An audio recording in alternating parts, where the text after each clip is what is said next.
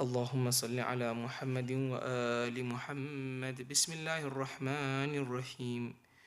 اللهم إني أسألك برحمتك التي وسعت كل شيء، وبقوتك التي قهرت بها كل شيء، وخضع لها كل شيء وذل لها كل شيء، وبجبروتك التي غلبت بها كل شيء،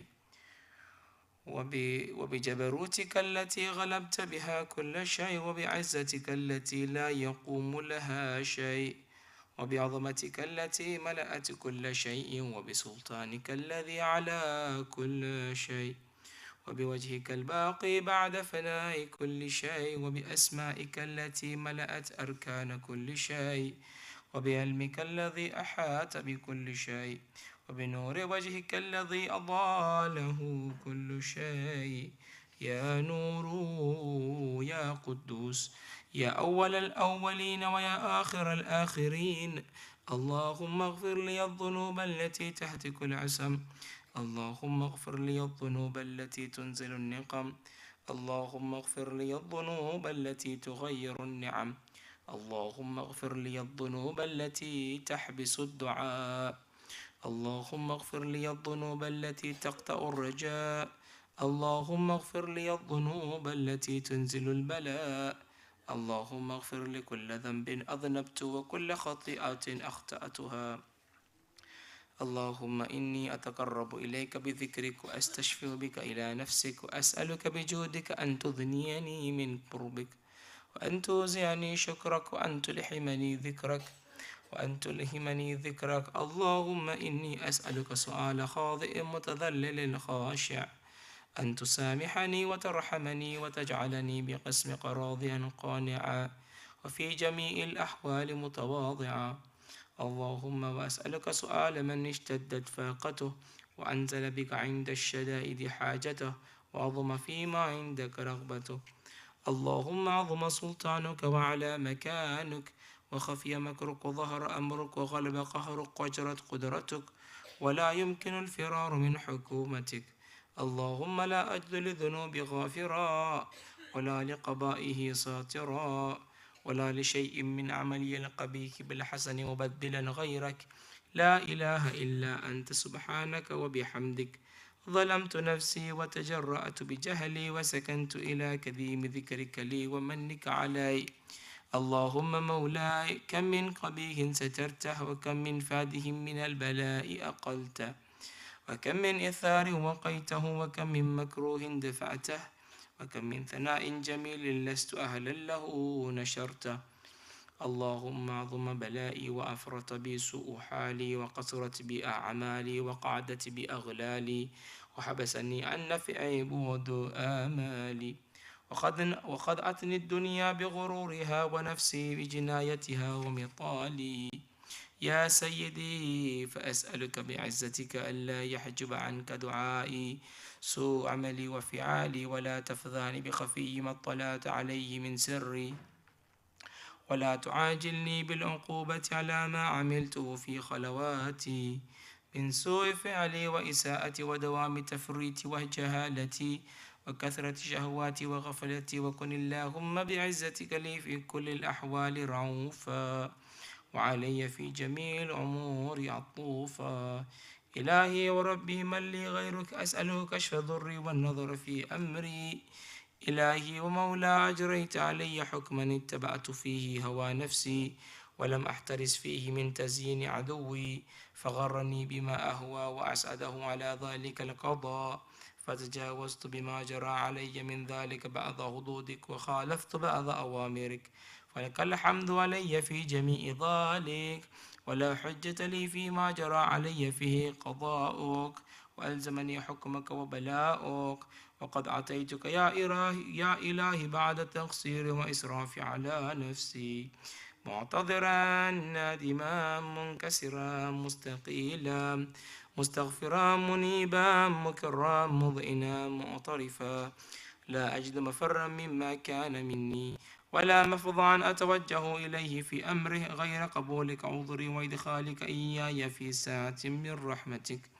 اللهم فاقبل عذري، وارحم شدة ضري، وفكني من شد وثاقي. يا رب ارحم ضعف بدني ورقة جلدي ودقة عظمي. يا من بدا خلقي وذكري وتربيتي وبري وتغذيتي حبن الابتداء كرمك وسالف برك بي. يا إلهي وسيدي وربي، أتراك معذبي بنارك بعد توحيدك، وبعد من طوى عليه قلبي من معرفتك، ولهج به لساني من ذكرك، واعتقده ضميري من حبك، وبعد صدق اعترافي ودعائي خاضئا لربوبيتك. هيهات أنت أكرم من أن تضيء من ربيت، أو تبعد من أدنيت، أو تشرد من آويت، أو تسلم إلى البلاء من كفيته ورحمته. وليت شعري يا سيدي، يا سيدي وإلهي ومولاي، أتسلط النار على وجوه خرت لعظمتك ساجدة، وعلى ألسن نطقت بتوحيدك صادقة، وبشكرك مادحة، وعلى قلوب اعترفت بإلهيتك محققة، وعلى ضمائر حوت من العلم بك حتى صارت خاشعة، وعلى جوارح سعت إلى أوطان تابوتك تائية وأشارت باستغفارك مضعنة. ما هكذا الظن بك، ولا أخبرنا بفضلك عنك يا كريم. يا رب وأنت تعلم ضعفي قليل من بلاء الدنيا وعقوباتها، وما يجري فيها من المكاره على أهلها، على أن ذلك بلاء ومكروه، قليل مكثو يسير بقاؤه قصير مدته، فكيف احتمالي لبلاء الآخرة وجليل وقوعه المكاره فيها، وهو بلاء تطول مدته ويدوم مقامه، ولا يخفف عن أهله لأنه لا يكون إلا عن غضبك وانتقامك وسخطك، وهذا ما لا تقوم له السماوات والأرض. يا سيدي فكيف لي وأنا عبدك الضعيف الذليل الحقير المسكين المستقيم. يا إلهي وربي وسيدي ومولاي، لأي الأمور إليك أشكو، لما منها أضج وبكي، لأليم العذاب وشدتي أملته للبلاء ومدتي، فلئن سيرتني للعقوبات مع أعدائك، وجمعت بيني وبين أهل بلائك، وفرقت بيني وبين أحبائك وأوليائك، فهبني يا إلهي وسيدي ومولاي وربي، صبرت على عذابك فكيف أصبر على فراقك، وهبني صبرت على حر نارك فكيف أصبر عن النظر إلى كرامتك، أم كيف أسكن في النار ورجاء عفوك، فبعزتك يا سيدي ومولاي أقسم صادقا لئن تركتني ناطقا لأضجن إليك بين أهلها ضجيج العاملين، ولأصرخن إليك صراخ المستصرخين، ولأبكين عليك بكاء الفاقدين، ولأنادينك أين كنت يا ولي المؤمنين، يا غاية آمال العارفين، يا غياث المستغيثين، يا حبيب قلوب الصادقين، ويا إله العالمين. أفتراك سبحانك يا إلهي وبحمدك تسمع فيها صوت عبد مسلم سجن فيها بمخالفته، وضاق طعم عذابها بمعصيته، وحبس بين أطباقها بجرمه وجريرته، وهو يضج إليك ضجيجا معمل لرحمتك، ويناديك بلسان أهل توحيدك، ويتوسل إليك بربوبيتك.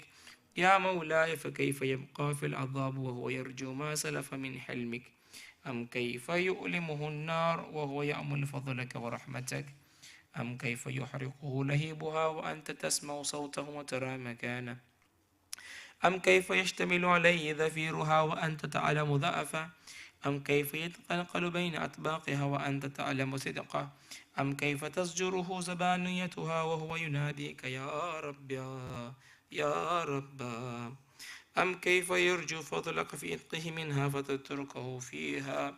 هيهات ما ذلك الذنوب بك، ولا المعروف من فضلك، ولا مشبه لما عملت به الموحدين من برك وإحسانك، فباليقين يقتو لولا ما حكمت به من تعذيب جاهديك، وقضيت به من إخلاد معانديك، لجعلت النار كلها بردا وسلاما، وما كان لأحد فيها مقرا ولا مقاما، لكنك تقدست أسماؤك أقسمت أن تملأها من الكافرين من الجنة والناس أجمعين، وأن تخلد فيها المعاندين، وأن تجل ثناؤك قلت مبتديا وتتولت بالإنعام متكرما، أفمن كان مؤمنا كمن كان فاسقا لا يستعون، إلهي وسيدي، فأسألك بالقدرة التي قدرتها وبالقضية التي حتمتها وحكمتها وغلبت من عليه أجريتها أن تهب لي في هذه الليلة وفي هذه الساعة كل جرم أجرمت وكل ذنب أذنبت وكل قبيح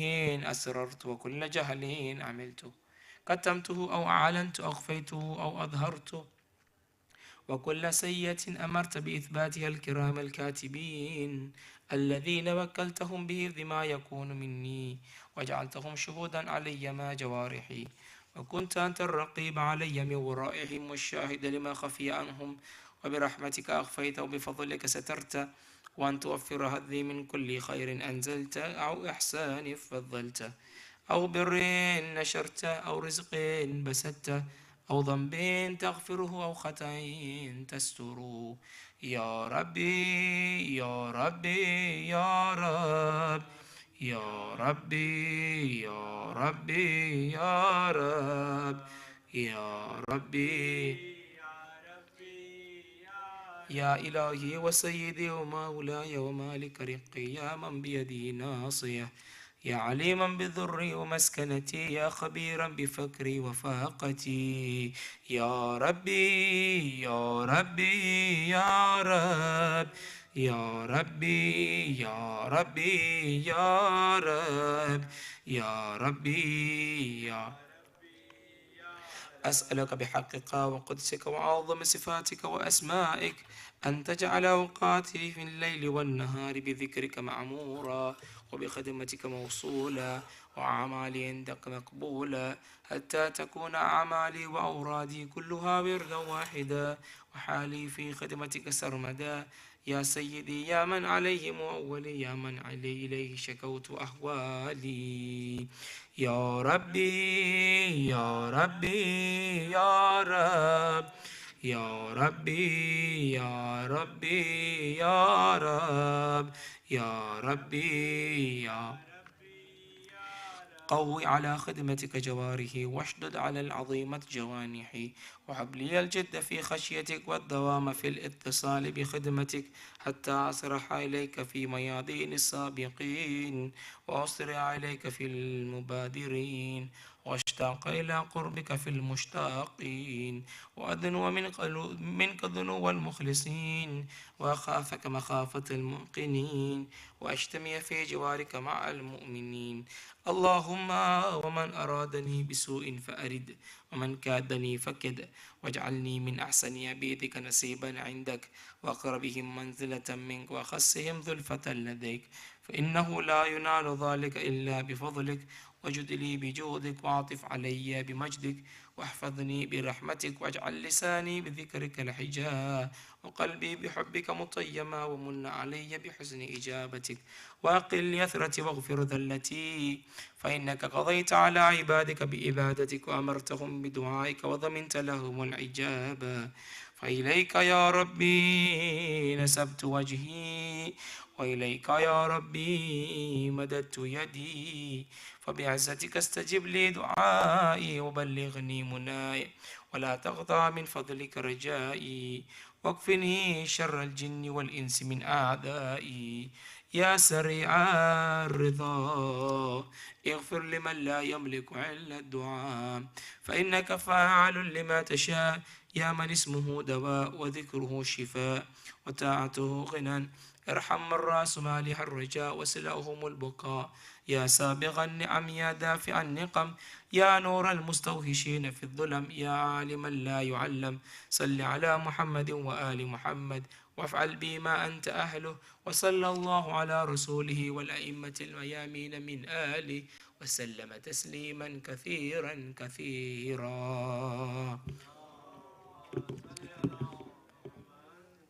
صوت البركة الفاتحة.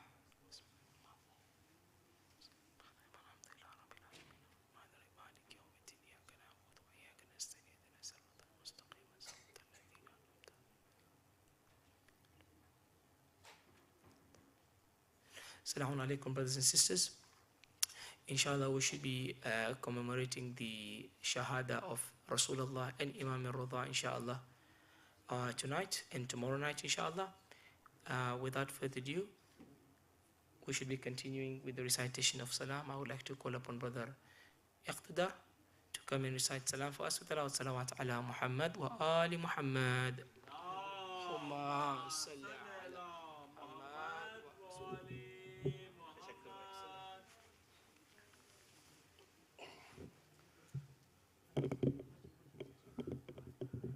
حاضرین السلام علیکم.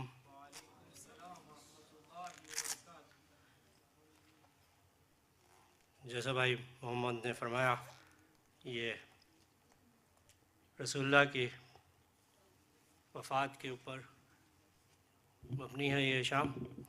ایک اور صلوات پڑھیے گا.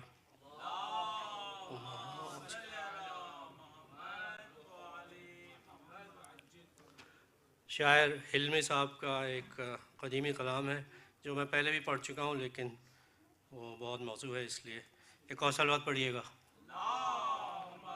صلی اللہ محمد وعلی محمد وعجل فرجہ.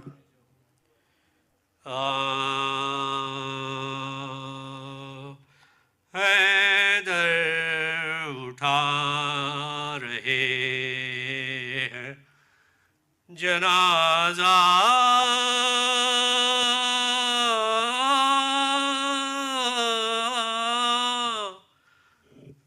رسول کا حیدر اٹھا رہے ہیں جنازہ،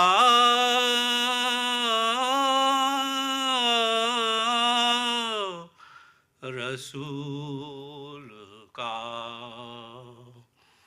اے مومنو بطول کو دو پرسا،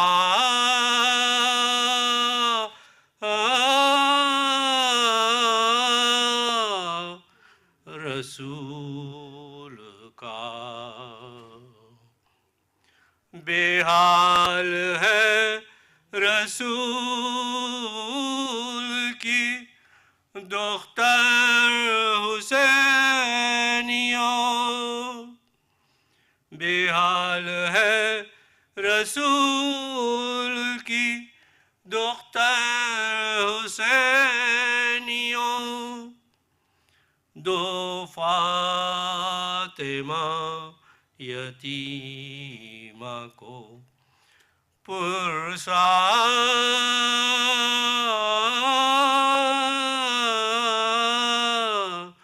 رسول کا. دو فاطمہ یتیمہ کو پرسا،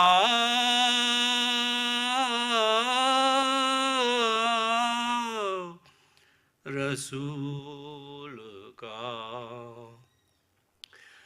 جاتے ہو چھوڑ کر اے نانا جان کہاں، جاتے ہو چھوڑ کر اے نانا جان کہاں، کہتا ہے رو کے چھوٹا نواسا،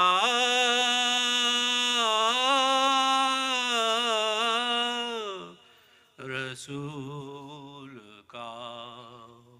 کہتا ہے رو کے چھوٹا نواسا،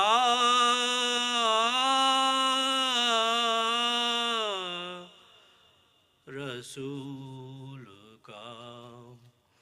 سر کو جھکائے روتی ہے بابا کی سوگوار،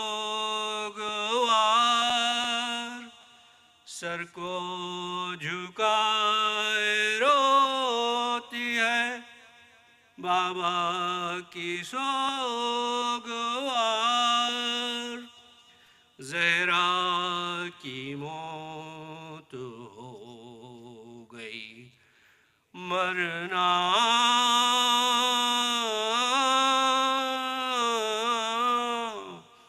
رسول کا. زہرا کی موت ہو گئی، مرنا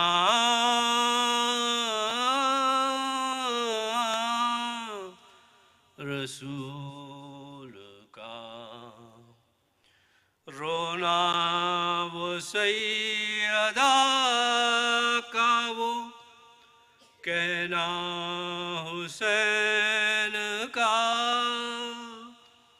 رونا وہ سیدہ کا، وہ کہنا حسین کا، اماں پتہ بتائیے نانا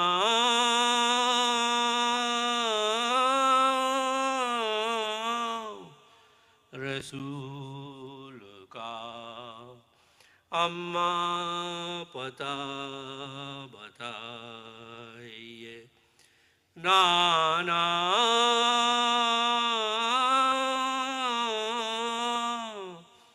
رسول کا، ہے وا محمد کی صدا ہر طرف بلند، ہے وا محمد کی صدا ہر طرف بلند، روتا ہے سارا کنبہ وہ پیارے رسول کا، روتا ہے سارا کنبہ وہ پیارے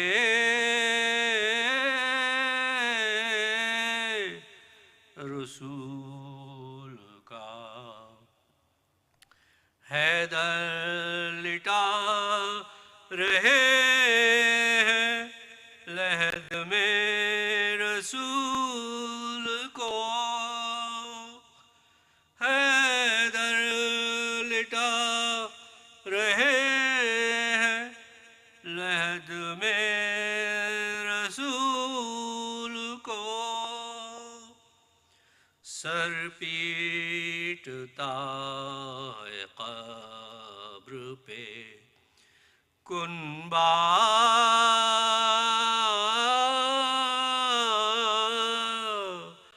رسول کا، سر پیٹتا ہے قبر پہ کنبہ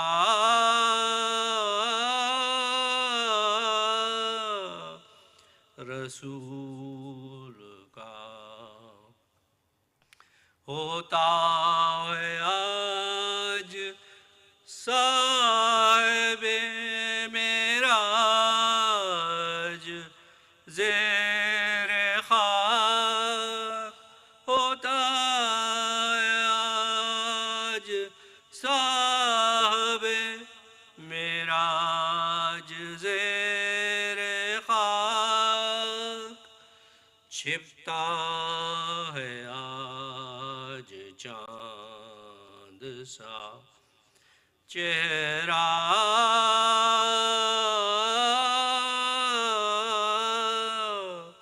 رسول کا،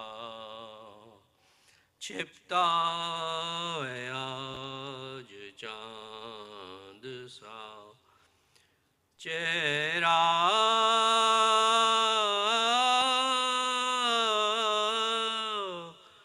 رسول کا، حیدر اٹھا رہے ہیں جنازہ رسول کا، صلوات۔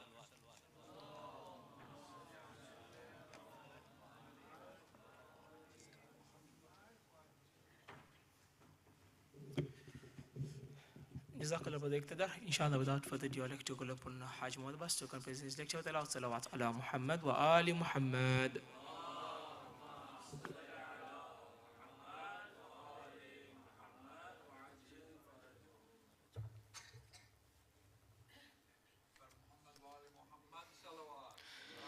اللهم صل على محمد وآل محمد وعماد وأجل فرجهم.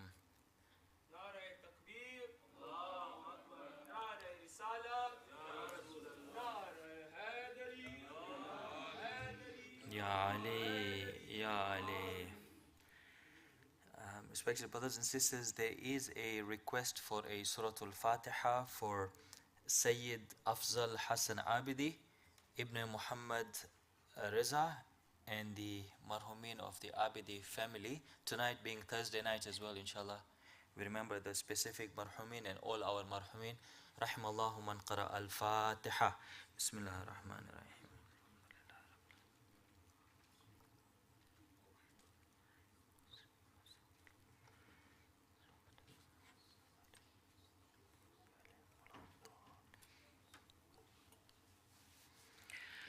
أعوذ بالله من الشيطان الرجيم بسم الله الرحمن الرحيم الحمد لله رب العالمين والصلاة والسلام على أشرف الأنبياء والمرسلين سيدنا ونبينا وحبيب قلوبنا وطبيب نفوسنا أبي القاسم محمد اللهم صل على محمد وآل محمد وعلى أهل بيته الطيبين الطاهرين المعصومين لا سيما بقية الله عجل الله تعالى فرجه الشريف وجعلنا من أعوانه وأنصاره.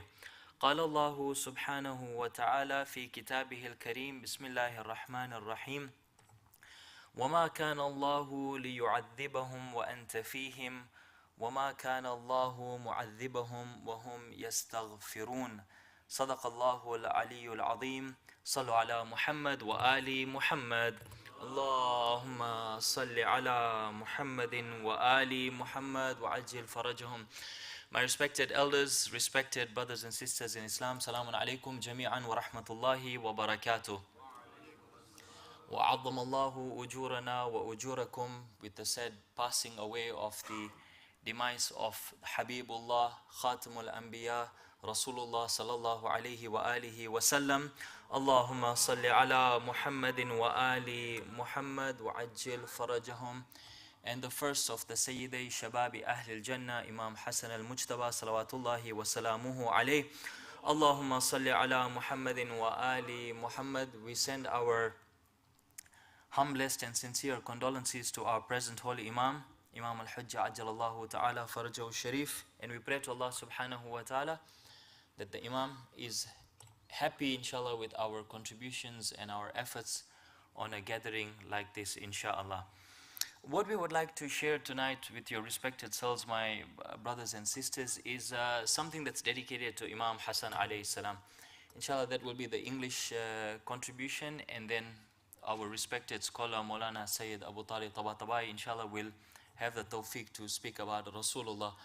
So what we would like to share, inshallah, quite briefly, is an advice that Imam Hasan alayhi salam had given to one of his companions. And the way we have titled the topic for today is, what advice would Imam Hasan alayhi salam give to us? So what advice would Imam give myself? What advice would give Imam Hasan alayhi salam would give to yourselves? In the same way that the Holy Quran is a living miracle, so are the words and the values and the principles of the Ahlul Bayt alayhimus salam. For as long as the Quran is in existence, so are the words and the values and the principles of the Imams alayhimus salam, the Ahlul Bayt alayhimus salam. In as so much as the Quran is relevant till the end of time, so are the words and the values and the principles of the Ahlul Bayt alayhimus salam. So this advice that Imam Hasan alayhi salam gave to one of his companions 1400 years ago is very much relevant to our time now, and will be relevant until the end of time. This is the miracle of the words of the Ahlul Bayt alayhimus salam. In the same way that Imam gives an advice to a Shia of his, Similarly, if we were to ask Imam Hasan alayhi salam today, what advice would you give myself? The advice would be exactly the same. Our present Imam, if we were to ask our Imam, what advice would you give myself? The advice would be the same as the Ahlul Bayt alayhimus salam. So inshallah we can imagine that these words are from the holy lips of Imam Hasan alayhi salam for us today, on the Shahada anniversary of Imam Hasan alayhi salam. Inshallah, before we get into the content of the advice, I would just like to speak a little about advice in Islam. Mawa'idh, as we call it, right? So, seeking advice from individuals in our communities, from experts in our communities, is something that is highly recommended in Islam. It's very encouraged in Islam. You know, to pick up the phone and call a specialist in any field is highly encouraged in any society, specifically in Islam. In fact, it is a practice that is usually associated with intelligent people. A person who is very intelligent is something that he would constantly do. Seek advice, pick the brains of specialists. On the contrary, a person who is very arrogant, a person who thinks that he knows it all, would generally not seek advice from many people, would try and find solutions on himself. So seeking advice is a practice that is highly encouraged and is something that mu'minin should find in their lives. Now, some of the things we want to discuss is what makes an effective advice. What is a real advice? What is a true advice? What is that advice that actually brings about change? In order to answer that question, so this is just a general discussion advice, inshallah, before we get into the specific advice of Imam Hasan alayhi salam. So, what makes for an effective advice? There are usually three parts to this answer, to this question. The first is, who is the one who is giving the advice? What are some of the factors that this individual who is giving the advice, what are some of the factors that this individual has? So, number one, any advice which is effective must come from someone who is knowledgeable. Of course, you don't go and seek advice from someone who doesn't know about the subject, number one. So knowledge is key, one. Two, wisdom is more important than the knowledge. A person could be knowledgeable, but the advice that he's giving is not wise. So effective advice needs knowledge, also needs wisdom. Two. Three is that the person, please, if you can, maybe we can inshallah try and, there are a few points here. If we can try and remember these points, we'll appreciate the advice of Imam Hasan alayhi salam a lot more. So the first is the knowledge of the Imam, the wisdom of the Imam. Secondly, my respected brothers and sisters, that whoever is giving the advice, for the advice to be effective, that person must have experienced the success of his own advice. Meaning, he has already put into practice what he is telling others. No, not only that. Whatever he has put into practice has led to success. Therefore, in the Quran we see Allah subhanahu wa ta'ala really reprimands those speakers who would stand up and recite ayat of Quran. With all due respect to the other speakers, I'm referring to myself. Allah subhanahu wa ta'ala says, أَتَأْمُرُونَ النَّاسَ بِالْبِرِّ وَتَنْسَوْنَ أَنفُسَكُمْ. Do you stand up and give khutbahs to others and lectures to others, and you've forgotten about yourself? وَأَنْتُمْ تَتْلُونَ الْكِتَابِ. And you are the one reading the Quran, you are the one reading the scriptures. Meaning your advice will not be effective. Not because what you're saying is not true, is what you're saying you haven't put it into practice yourself. Factors of effective advice. So number one, knowledge. Two, wisdom. Three, the person giving the advice must have put whatever he's saying into practice and has seen the success of it. Number four, when a person gives advice, it must be specific to the needs of the individual he is speaking to. It must be in the same level of the one who is speaking to. If it's too shallow, it won't be effective. The person already knew it. If it's too high level, this person can't relate to it. So it needs to be tailor-made to the level of the ones seeking the advice. 4. 5, the one who is giving the advice must understand what are the limitations of this individual I'm speaking to. What are his limits? What are his concerns? Where is he coming from? This individual needs to understand the perspective of the person who has come to seek his advice. And finally, which is very important, effective advice can only come from one who genuinely cares for the well-being of the one he's advising. Love and care. You could go to a financial expert for advice, but yeah, we won't continue the story there. But if there is care and love for the well-being of this individual who is seeking the advice has a very powerful impact on the one who is seeking the advice. Right? Now, let's relate this to Imam Hasan alayhi afdalu salawati wa tahiyyat. Allahumma salli ala wa ali Muhammad wa ajil farajam. Number one condition, deep knowledge and wisdom. The knowledge of the Imams is divine knowledge. The wisdom of the Imams is divine wisdom. Absolutely no question about that. Two, the one who is giving advice, the second point was, must have put whatever he said into practice. No, must have seen the success of the practical tips that he is giving. Imams alayhimus salam were uswatun hasana, right? The finest, the most perfect role models in society, in the community. In the same way that Allah says Rasulullah was uswatun hasana, similarly each member of the Ahlul Bayt alayhimus salam were uswatun hasana for their time. The perfect role models. Meaning, before they said something, they had already put it into practice. So, when Imam Hasan is giving advice to this individual, Imam knows exactly what he's talking about. Imam has already experienced the fruits of this practical advice. Number three, Imam alayhi salam knows the specific needs of this individual. The one who came to ask Imam, inshallah, I'll give you a bit of a background to that, was one of the Shi'as, one of the lovers of the Imam. Imam knew exactly what the main things are needed for a Shia in this world and the hereafter.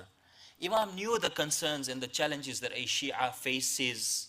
Therefore, Imam tailors the advice to the needs of the individual. Tailor-made, specific, personalized advice from Imam Hasan alayhi salam.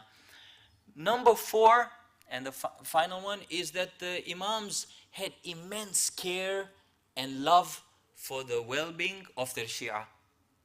Specifically the Shia, right?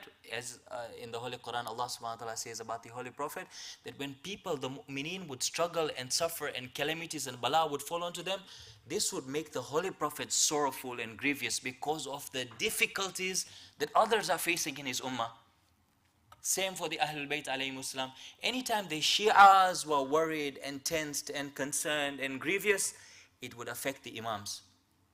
So, now when Imam is giving this piece of advice, we can see where it's coming from. So these are some of the factors for effective advice. Therefore, whenever we are seeking advice in our lives, in any aspect of our lives, we should try and keep these. This is a whole discussion in itself, but to try and remember these points. Knowledge, wisdom, care. Has the person practiced the stuff himself? Has he seen success in the practical tips that he's talking about? And so on. Sallu ala Muhammad wa ali Muhammad. Allahumma salli ala Muhammad wa ali Muhammad. The other factor, my respected brothers and sisters, about advice being effective is that it needs to be comprehensive. So it's looking at all areas of well-being for this individual.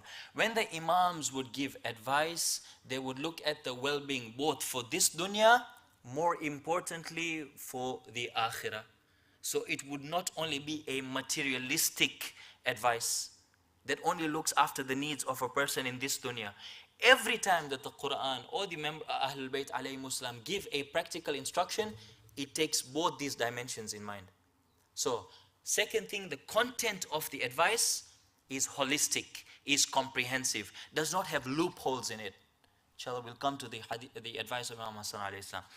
And the third thing to bring about effective advice, my respected brothers and sisters, is the one who is asking for advice needs to be a serious person. So he's not asking because, let me just try and hear what this scholar has to say, or this sheikh has to say, or what the imam has to say. No, I am here, Imam, when you say something to me, I've opened my heart and my mind to your words. Whatever you say, oh Imam, I will translate it into action. When a person seeks advice with this attitude, automatically the advice becomes effective. remember the advice that Imam Ali alayhi salam in Nahjul Balagha, the khutbah that we have been discussing over the Jum'ah khutbah, Friday prayers in the second khutbah. Imam Ali alayhi salam starts giving the advice to a person by the name of Hammam. And we know that Imam goes through 100 sifat, characteristics of the muttaqeen. Imam hadn't finished his khutbah and Hammam passes away, collapses, his soul leaves his body. What does Imam say? هَكَذَا تَصْنَعُ الْمَوَائِذُ الْبَالِغَ بِأَهْلِهَا. This is the way effective advice, this is the impact that it has on hearts that are recipients to this advice. So advice doesn't work on anyone. The one who is seeking this advice must have a receptive heart, a recipient heart. Sallu ala Muhammad wa ali Muhammad. Ma salli ala Muhammad wa ali Muhammad wa ajil farajum. Now, going into, inshallah, this is what we're here for. We want to hear the words of Imam Hasan alayhi salam.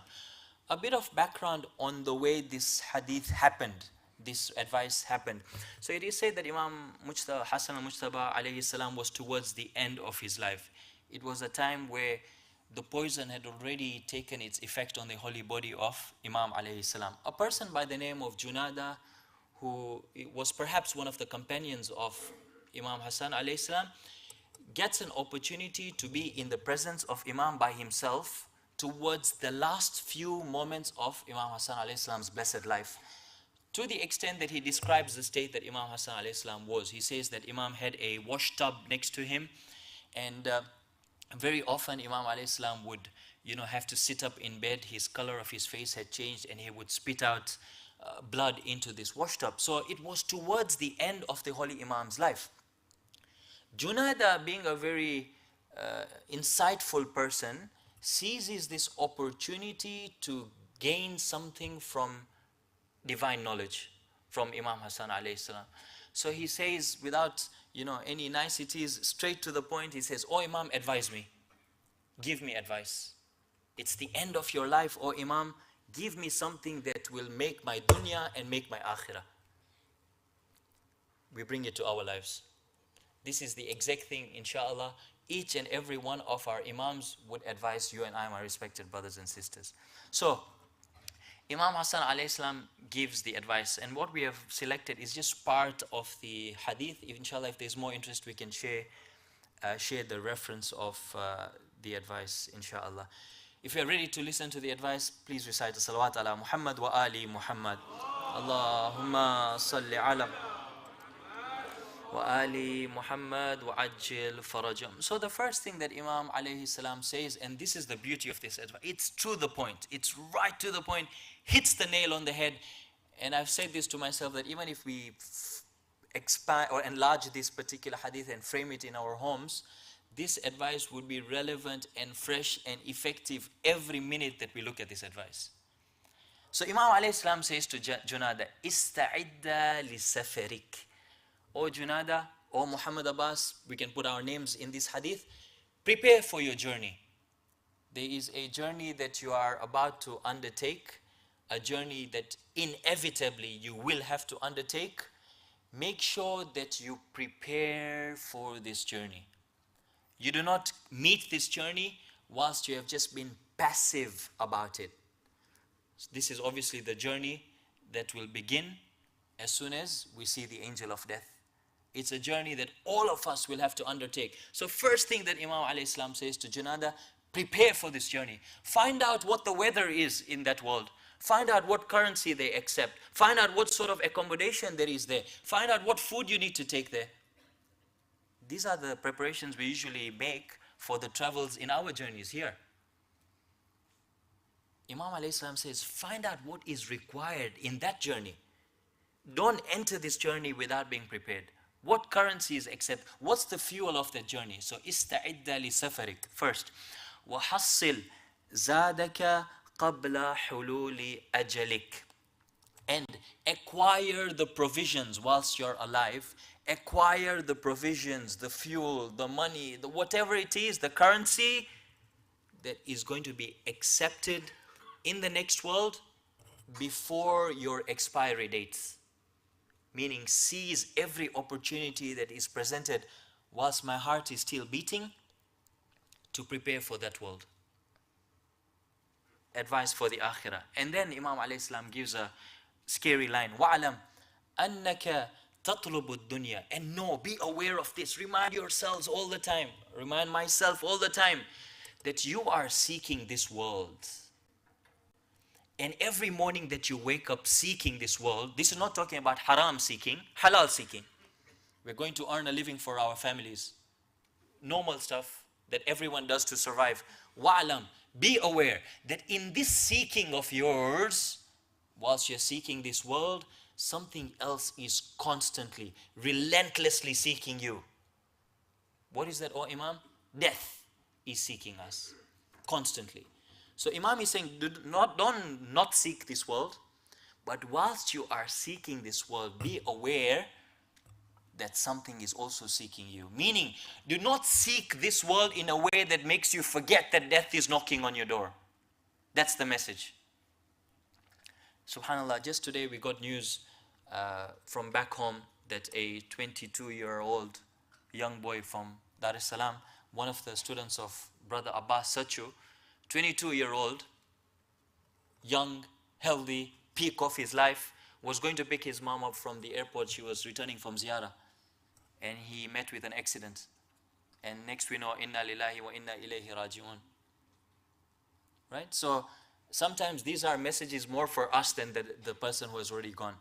So Imam alayhi salam, he says, wa'lam, know that every time that you are seeking this world, at times we get so busy, we get so distracted, we get so over-ambitious at times with our seekings. So Imam is saying, just try and curtail those thoughts.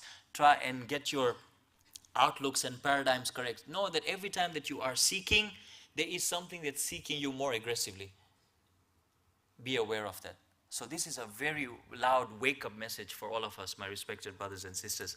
Then Imam alayhi salam, I've taken a part of the hadith. Imam alayhi salam says, وَلَا تَحْمِلْ هَمَّ يَوْمِكَ الَّذِي لَمْ يَأْتِ عَلَى يَوْمِكَ الَّذِي أَنْتَ فِيهِ. Make sure that the concerns and the worries and the stresses and the tensions that you have about your future, subhanallah, the concerns that you have about your future life do not drain your energy to work in the days that you are currently living. Subhanallah. Subhanallah. Amazing words. Meaning, many a times, my respected brothers and sisters, we plan for the future. What sort of superannuation balance will I have when I retire at 65? Right? These are valid thoughts. We should be planning for this. What will my investment portfolio look like? How will my money work for me when I'm a certain age? At times we plan, which is great. In Islam, it is very meritorious to plan. We should be planning. But at times what we do is we plan and then we add worries on top of it. And what those worries and concerns do, those things that are beyond our control, it drains our spiritual energy. So, the time that I've gotten to sit in a majlis of Imam alayhi salam, or the time that I got to pray Fajr on time tomorrow morning, inshallah, this is a heavenly opportunity. Do not let the concerns of your future ruin that opportunity that you currently have there. Be in the now, as many of the the meditation specialists these days would say. Enjoy the moment. Imam Hasan would say it at that time, right? But for keeping our akhirah in mind. Many times when we are thinking a lot about the future, right? And this is the world that we live in, this capitalistic, materialistic, will always push us to see where we are going to be 30, 40 years down the line. Habibi, I don't even know if I'm going to sleep tonight in my bed. What are we talking about 30, 40 years down the line? Right? So the Imam alayhi salam is saying, yes, plan for the future, but not let those griefs, the worries and the concerns make us lose the opportunities that Allah is presenting to us in our current days. Sallu ala Muhammad wa ali Muhammad. Allahumma Muhammad wa ali Muhammad wa ajil farajum. And this is inshallah the last part of this beautiful hadith, or the last part of our speech. The hadith is a little longer than this. And the last thing that we want to discuss, inshallah, Imam alayhi salam says to Junada, he says, وَعْلَمْ أَنَّ فِي حَلَالِهَا حِسَابٌ وَفِي حَرَامِهَا عِقَابٌ وَفِي شُبُهَاتِ عِتَابٌ. That in this world, whatever we do can be divided into three categories. whatever we do can be divided into three. One is the permissible, which is halal. One is the impermissible, the forbidden, which is haram. Right? And the third is the shubahat.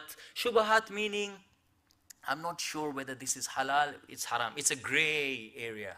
I really don't know where this sits. So, what does Imam alayhi salam says to Junada? Number one, be aware that in the permissible that Allah subhanahu wa ta'ala has given you and I, permissible, you're going to be held accountable for it. So the wealth that I earned in a halal way, let's take account of each and every penny, cent, dollar that you earned and how you spent it. It's halal, but I'll be asked. The time that I gave an individual, you didn't do anything haram in it, but let's question how you, let's hold yourself accountable. The youth and the energy that I had, let's hold you accountable for how you spent that time. Fi halaliha hisabun. Everything will be held accountable. Then obviously the other part, the scary part, وَفِي حَرَامِهَا iqab. Of course, for the forbidden, I knew it was haram. I knew it was forbidden. Defiantly, arrogantly, I went and did it. Right, we got to hold you. You got to, there's going to be compensation for this. There's a punishment for it. Now, the part that inshallah that we want to touch a little more about, and this is perhaps where the mu'mineen would find this most relevant, is when it comes to shubahat. Shubahat, my respected brothers and sisters, is that where I'm not sure, I don't know. That's why I go to a place, I don't know, is this haram or is this halal? Imam says, you didn't know that whether it was haram or halal, yet you did it. If you live your life on the edge like this, on the day of judgment, you will be pulled over on the side and you're going to be held blameworthy.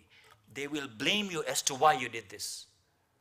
You know, when we go on the train, there's a platform that says stand behind the yellow line. If I stand beyond the yellow line, most of the time nothing is going to happen to me. Right? But if I constantly, all the time stand beyond the yellow line, there is a massive risk of losing my life. Therefore, the precaution is stand behind the yellow line. Our sharia is like this. Precaution. Stand behind the line that Allah subhanahu wa ta'ala has drawn for us. If things that are not clear for me, for example, I don't know whether I can invest, I'm just giving examples, everyone has their own examples. I want to invest in a particular company, but I'm not too sure what their involvement with alcohol is. Is this allowed or not? I do know that one sheikh had mentioned that anything to do with alcohol is totally haram. But these guys also do a bit of charitable work in their company. Can I do it? And I do it. This is shubahat. This is shubha.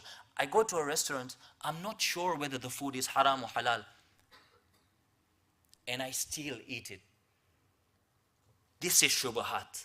This is where our lives, unfortunately, most of the time where we slip.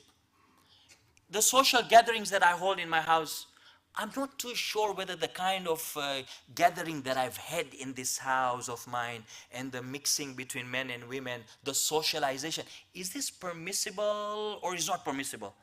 No, it's fine. They are like, they're cousins. They are like brothers and sisters. Shubahat. Problematic. So, Imam Hasan alayhi salam's message for us, my respected brothers and sisters, is halal, we've got to be careful how we use it.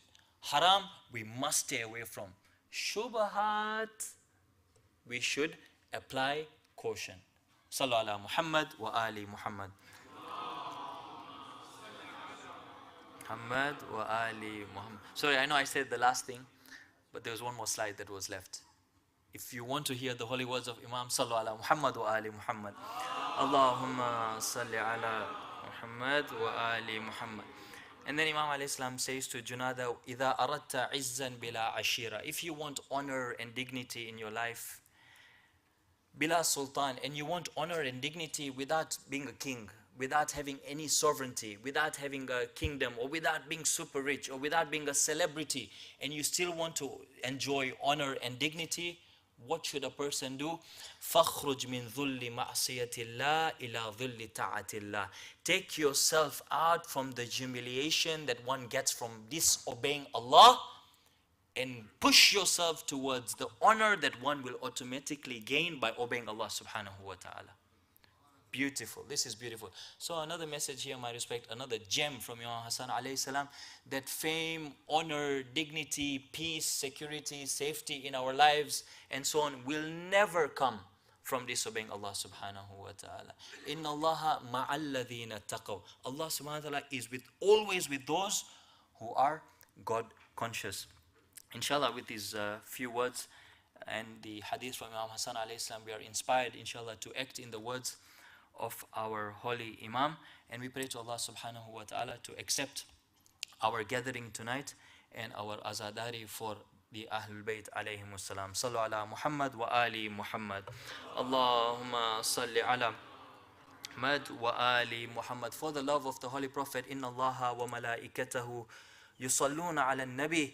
يا أيها الذين آمنوا صلوا عليه وسلموا تسليما اللهم صل على محمد وآل محمد وعجل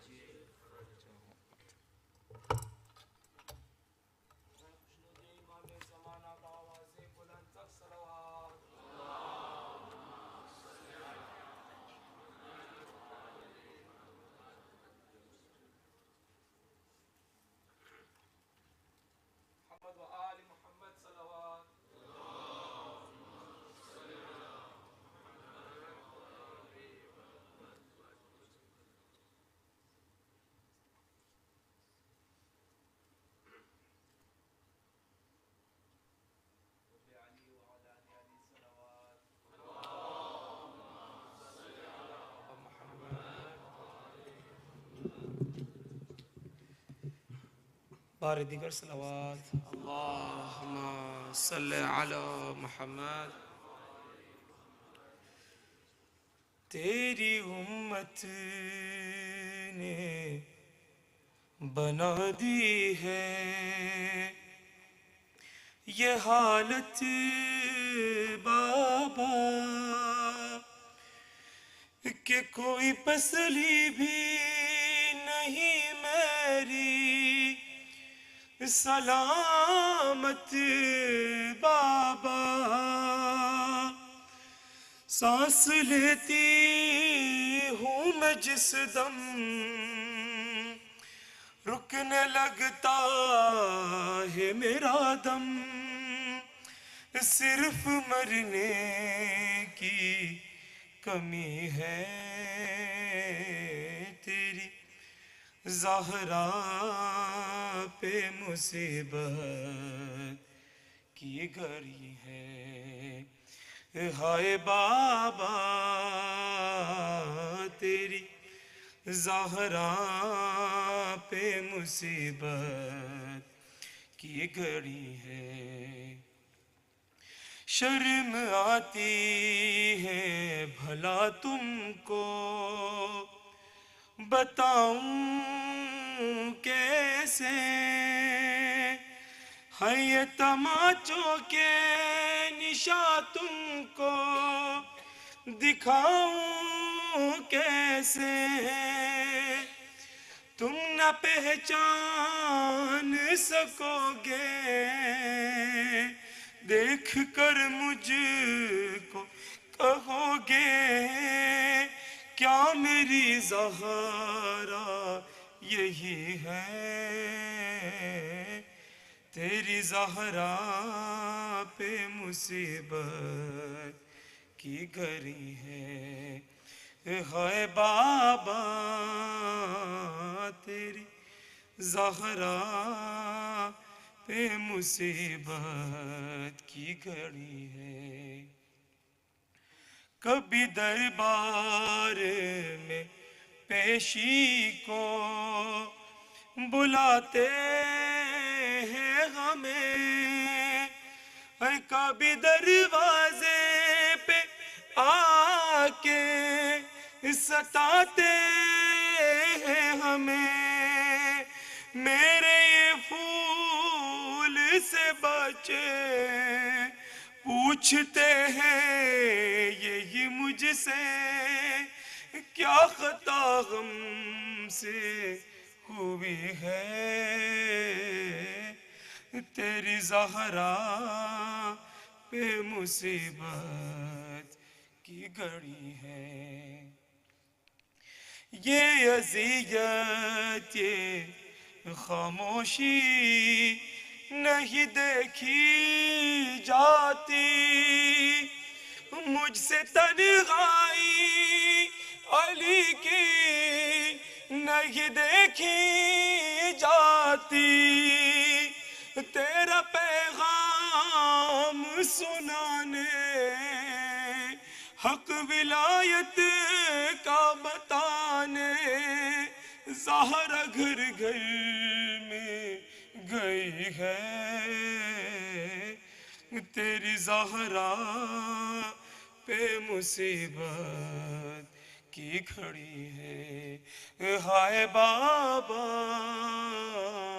تیری زہرا پہ مصیبت کی گھڑی ہے. پر محمد و آل بیت محمد صلوات.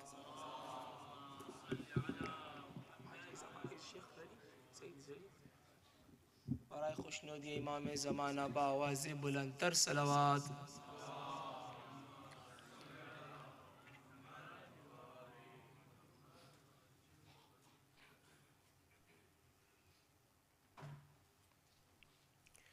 دربار میں ظالم کیے گئی بنت پیمبر، دربار میں ظالم کے گئی بنت پیمبر. ہے کیا وقت تھا کچھ کرنا، ثقافت ہے خیبر. ہائے ہنستے رہے غربت پہ تماشائی علی کی. تیری تنہائی ہے، تنہائی علی کی. ہائے زہرا تیری تنہائی ہے، تنہائی علی کی. کہتے تھے علی زہرا سے کیا وقت ہے بی بی. کہتے تھے علی زہرا سے کیا وقت ہے بی بی. اب ہم کو سلام کے بھی کرتا نہیں کوئی. ہائے ہے باد نبی کیسی پذیرائی علی کی. تیری تنہائی ہے تنہائی علی کی. ہائے زہرا تیری تنہائی ہے، تنہائی علی کی. پیغام ولایت لیے گھر گھر گئی زہرا. پیغام ولایت لیے گھر گھر گئی زہرا. شوہر کے لیے ڈھال تھی جب تک رہی زندہ. ہائے دنیا کو بتاتی رہی سچائی علی کی. تیری تنہائی ہے، تنہائی علی کی. ہائے زہرا تیری تنہائی ہے، تنہائی علی کی. اور باہر کبھی حجرے میں، کبھی قبر نبی پر. ہر رات کی تاریکی میں اولاد سے چھپ کر ہائے نکلی گئے تجھے ڈھونڈنے بینائی علی کی تیری تنہائی ہے تنہائی علی کی ہائے زہرا تیری تنہائی ہے تنہائی علی کی. اور محمد و آل محمد صلوات. Inshallah, without further ado, I would like to request respected Syed Allama Tabatabi to come present his lecture with aloud salawat ala Muhammad wa ali Muhammad.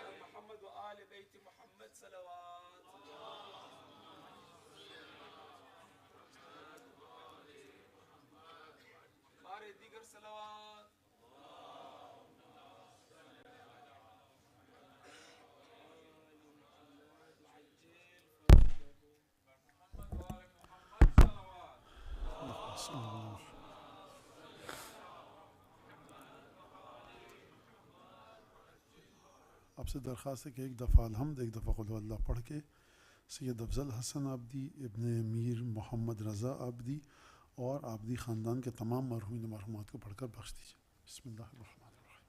الحمدللہ رب العالمین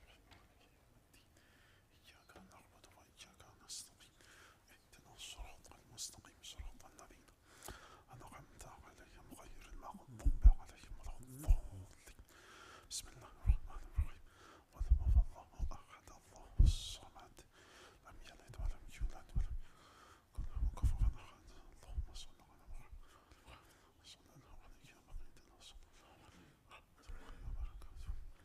درود پڑھیں بلند آواز سے رسول خدا کی بارگاہ میں. اللہم صل علی محمد. اعوذ باللہ من الشیطان الرجیم. بسم اللہ الرحمن الرحیم. الحمد للہ الذی جعل الحمد مفتاحا لذکرہ وسببا للمزید من فضلہ ودلیلا علی آلائہ وعظمتہ. ثم الصلاة والسلام علی عبدہ وامین وحیہ وخاتم رسلہ سیدنا و مولانا بالقاسم محمد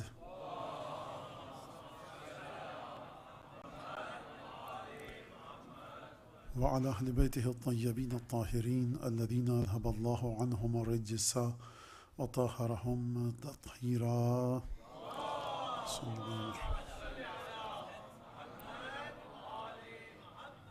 واللعن الدائم على أعدائهم أجمعين.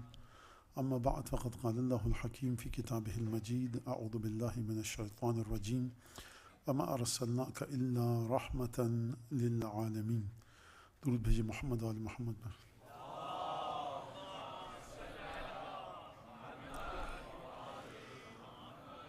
شب شہادت رسول خدا ہے اور یہ لفظ شاید ہمارے کانوں سے اتنا نہیں ٹکرایا ہے کہ رسول خدا کی شہادت، لیکن شیخ مفید، شیخ توسی اور دیگر بزرگ علماء نے ہمارے لکھا ہے کہ رسول خدا کو زہر دیا گیا تھا. علماء اسلام کی کتابوں میں یہ واقعہ موجود ہے. واقعے کا بیان، نریشنز، ورڈنگز، احادیث مختلف انداز سے ہیں، لیکن یہ بات بالکل واضح ہے کہ رسول خدا کو زہر دیا گیا تھا. اس سلسلے میں اگر ہمارے حوالے سے بات کی جائے تو دو باتیں ہیں. ایک تو یہ کہ خود حضرت امام مجتبیٰ جب ان کے پاس لوگ آئے اور امام کی طبیعت بگڑی اور آپ نے خون کی قے کی، جب آپ کو زہر کا اثر ہوا تو جب لوگوں نے پوچھا تو امام نے بتایا کہ مجھے بھی اسی طرح سے زہر دیا گیا جس طرح سے میرے جد رسول اللہ کو. دوسری جو روایت ہمارے پاس آتی ہے وہ امام صادق علیہ السلام کی ہے، جس میں امام صادق علیہ السلام نے فرمایا کہ شہید ہو کر دنیا سے گئے ہیں رسول خدا. یہ دو باتیں. اب خود رسول اللہ کی ذات اور اس پر گفتگو بہرحال کسی حد تک جہاں تک ہو سکے 40-50 منٹوں میں آپ کے سامنے ہوں. آیت جو میں نے آپ کے سامنے تلاوت کی اس میں کیا ارشاد فرما رہا ہے خداوند تبارک و تعالی؟ وما ارسلناک الا رحمتا للعالمین. ہم نے تمہیں جو بھیجا ہے رسول بنا کر پوری کائنات کے لیے سوائے رحمت کے کچھ اور بنا کر نہیں بھیجا. ایک چیز کے اوپر میں 2-3 منٹ آپ کے لوں گا، وہ یہ کہ جو بشر اور انسان ہیومن بینگ آج جہاں پر کھڑا ہوا ہے، سائنس، ٹیکنالوجی، میڈیکل، آپ ایک لفظ کہیے سائنس اور نالج، جہاں انسان کھڑا ہوا ہے، جس جگہ پر انسان موجود ہے، یہ انسان یہاں تک کیسے پہنچا؟ آپ کہیں گے مولانا دیکھیے انسان یہاں تک ایسے پہنچا کہ رائٹ برادرز نے ہوائی جہاز بنایا، ایڈیسن نے وہ تمام چیزیں، اور مارکونی نے وہ ریڈیو انوینٹ کیا. جتنی انوینشنز ہیں یہ انسان نے کوشش کی. اب آپ جائیں گے جب جا کر دیکھیں گے کہ انہوں نے کوششیں کیسے کی. ڈارک ایجز آئی یورپ کے اندر، امریکہ کی میں بات نہیں کروں گا لیکن یورپ میں ڈارک ایجز تھیں. اس کے بعد کس طرح سے وہ ڈارک ایجز رینیسنس آئی، اور اس کے بعد ایک علمی تحریک شروع ہوئی، اور وہ تمام کی تمام چیزیں یورپ میں ترقی ہوئی، انڈسٹریلائزیشن ہوا.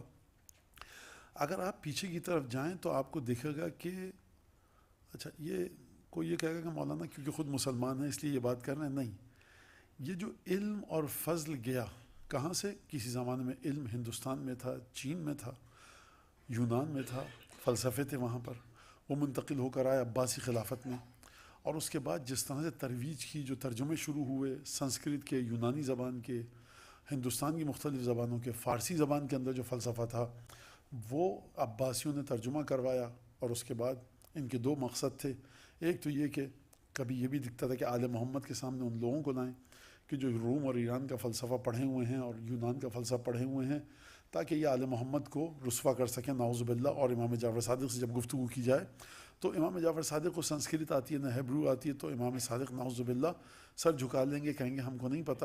لیکن آپ جا کر دیکھیے کتابوں میں کہ جتنی فلسفی ٹرانسلیشن ہو کر آ رہی ہے، اور اس کے بعد جو ایتھیسٹ حضرات ہیں وہ امام صادق کے پاس آ رہے ہیں، تو امام صادق تمام چیزوں کے جوابات دے رہے ہیں. تو یہ میں کیا کہنا چاہتا ہوں کہ علمی ترقی اور ایک عجیب طرح سے اکیڈمک ریفارمز آئیں، پروگریس آئی، اور مسلمان کہاں پہنچ گئے. اور اس کے بعد یہ فلسفہ چیزیں تمام منتقل ہو کر گئیں. اب یہ ایک الگ ٹاپک ہے، ایک الگ سبجیکٹ ہے جس پر گفتگو ہونی چاہیے.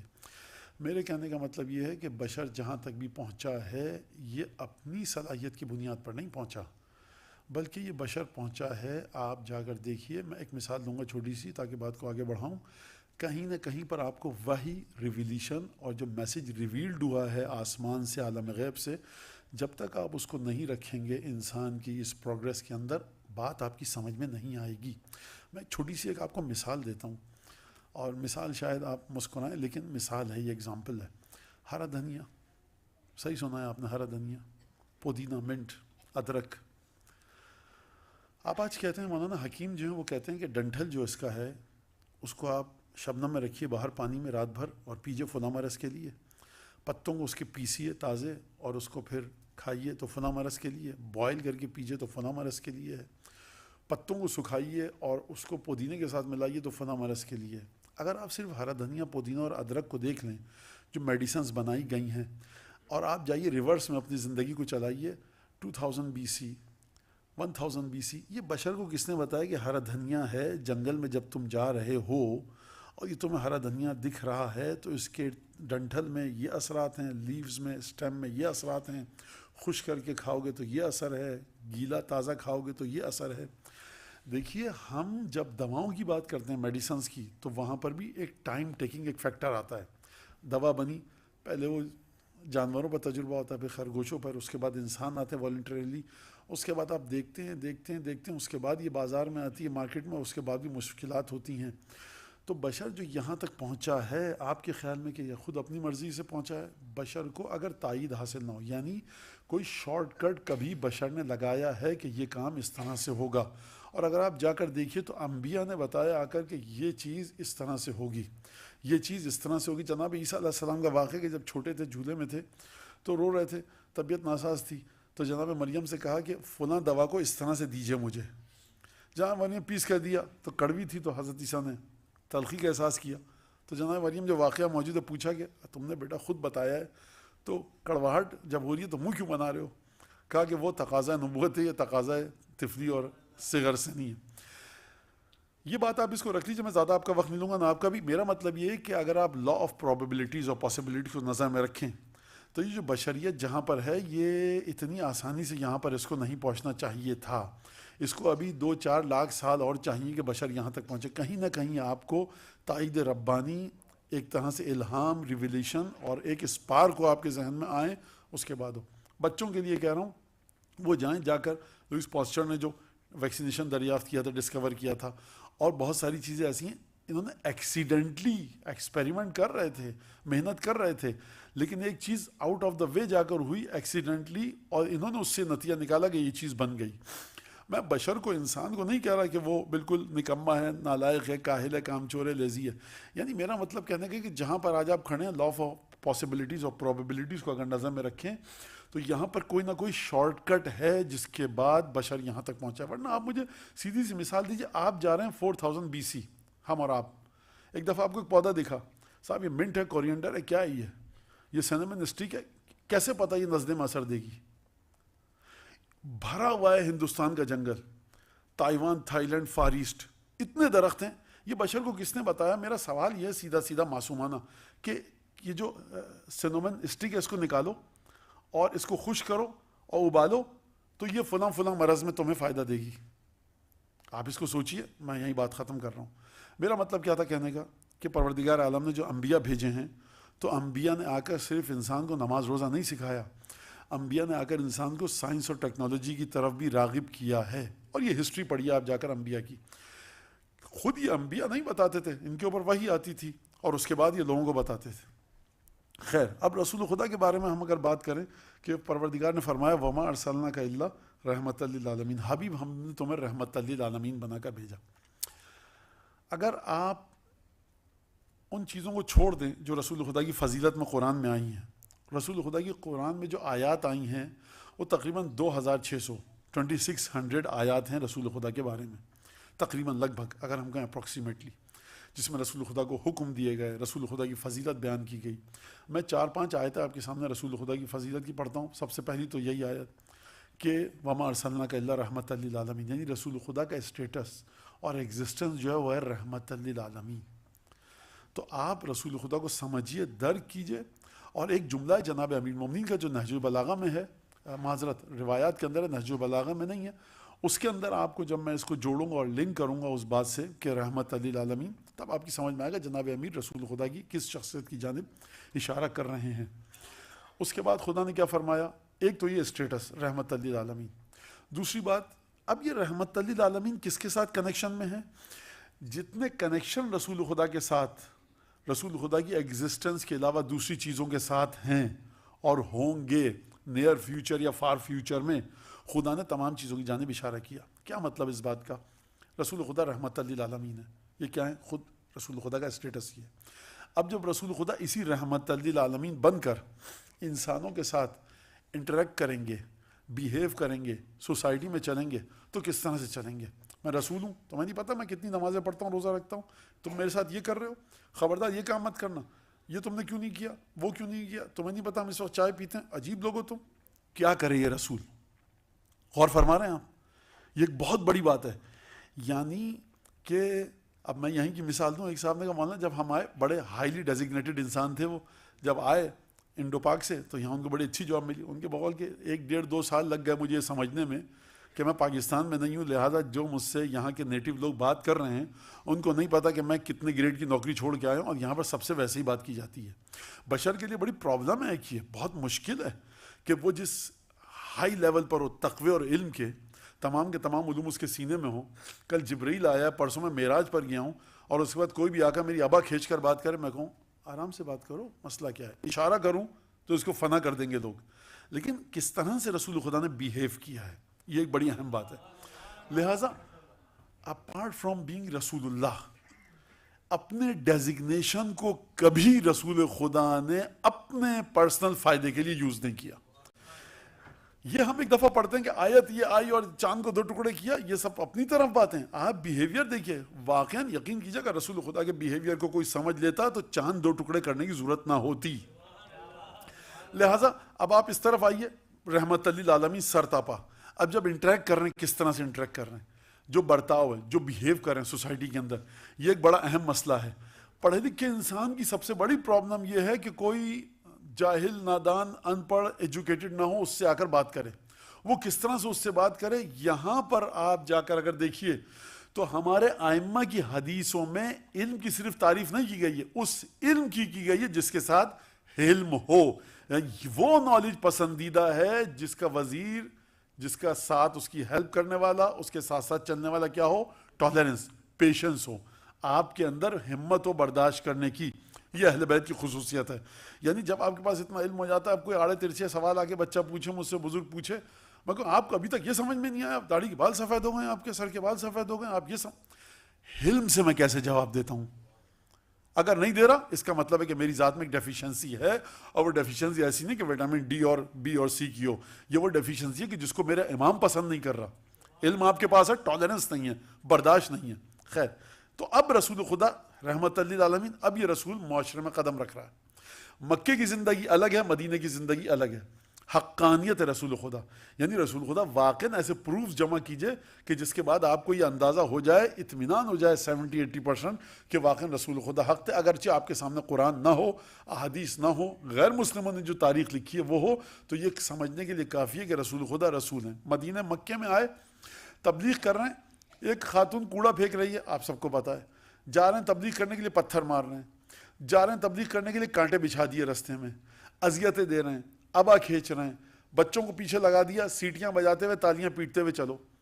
آپ غور فرما رہے ہیں؟ یعنی آپ مثال دوں میں آپ کو، پھر آپ لوگ کہیں گے مولانا یہ آج شب شہادت ہے، لیکن میں مثال دے رہا ہوں. اگر کوئی مولانا میں یہاں پر آؤں اور 10-20 بچے میرے سامنے سیٹیاں بجانے لگیں، تالیاں بجانے لگیں اور مجھ پر طنزیہ جملے کسنے لگیں، تو میں انتظار نہیں کروں گا کہ مومنین کہاں پر ہیں اور آرگنائزر کہاں پر ہیں. میں کہوں بھائی لے کے چلیے، ان کو تمیز نہیں ہے. آپ بتائیے، کائنات کا رسول، بچے اس کے پیچھے تالیاں بجا کر چل رہے ہیں، کیا کہا جا رہا ہے؟ دیوانہ، پاگل ہے یہ، نعوذ باللہ. کیا کہا جا رہا ہے؟ پوئٹری ہے یہ، پوئٹ ہے.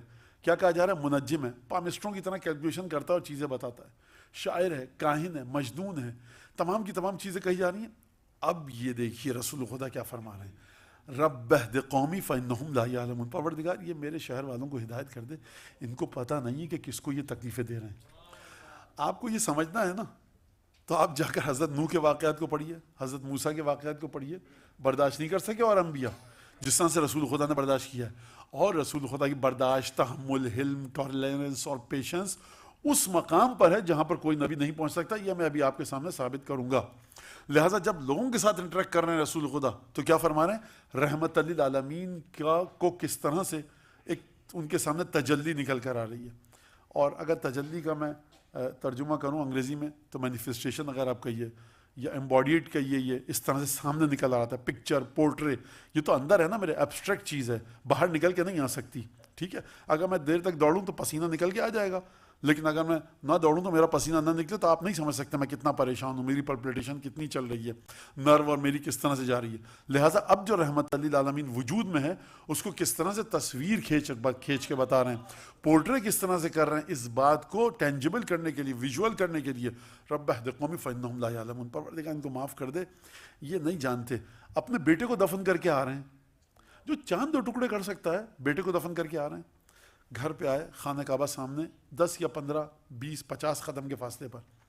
ایک کافر وہاں بیٹھا ہوا تھا، کہنے لگا کہ اذا مات انقطع ذکرہ، جب یہ مر جائے گا نا اس کا ذکر بھی ختم ہو جائے گا. بیٹے کو دفن کر کے آ گیا. آپ کو قسم خدا کا، تمہارے مکے کا یہ نوجوان ہے، تم کتنا پیار کرتے تھے اس سے، کل تک صادق اور امین کہتے تھے، اپنی امانتیں اس کے پاس رکھواتے تھے، جھگڑوں کو تمہارے یہ فیصلہ کرتا تھا.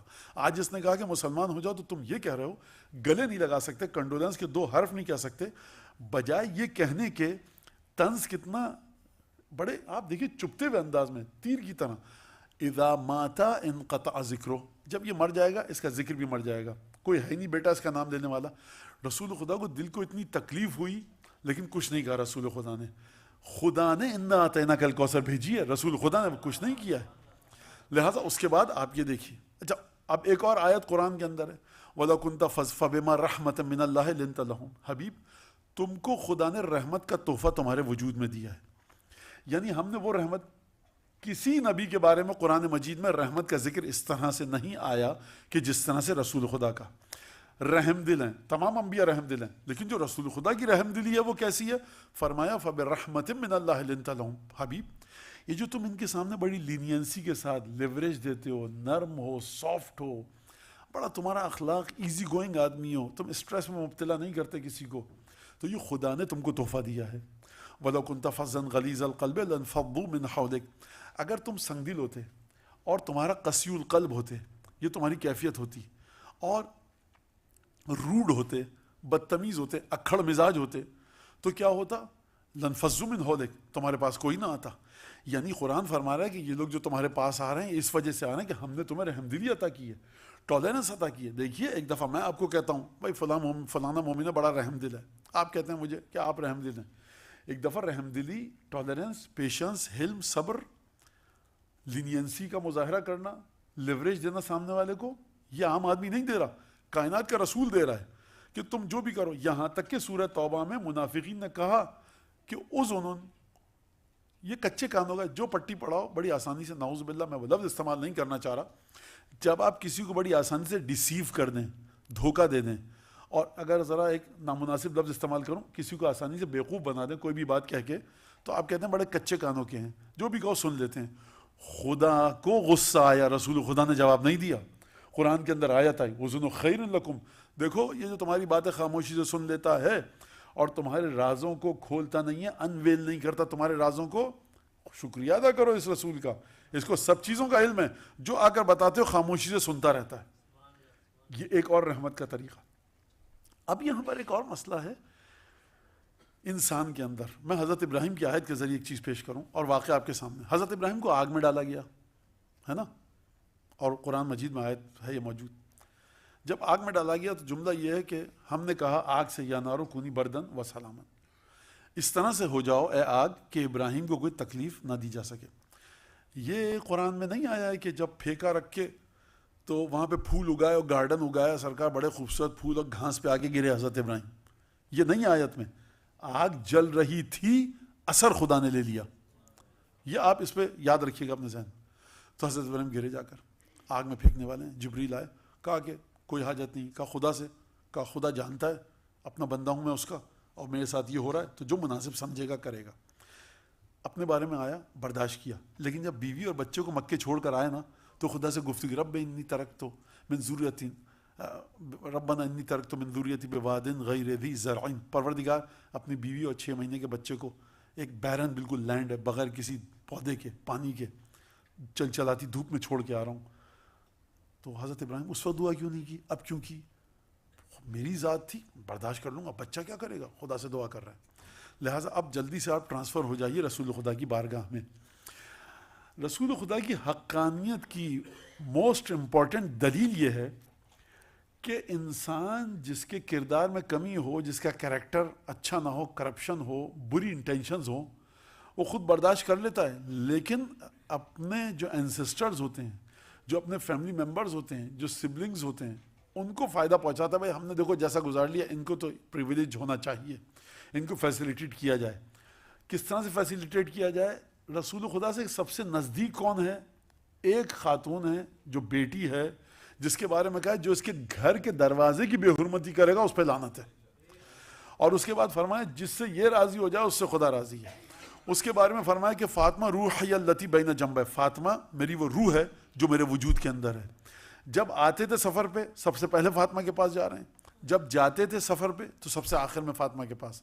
جب اصحاب دیکھتے تھے کہ رسول خدا کے اوپر کوئی ایسی آیت نکلی ہے جس سے رسول خدا پریشان ہیں, گھبراہٹ کے آثار ہیں, جلال میں ہیں, غم, گریف, سورو, اینگزائٹی, اسٹریس, صحابیوں کی بات کرنے کی ہمت نہیں ہو رہی, کس کو بھیجتے تھے؟ فاطمہ کو, آپ جا کے بات کیجئے.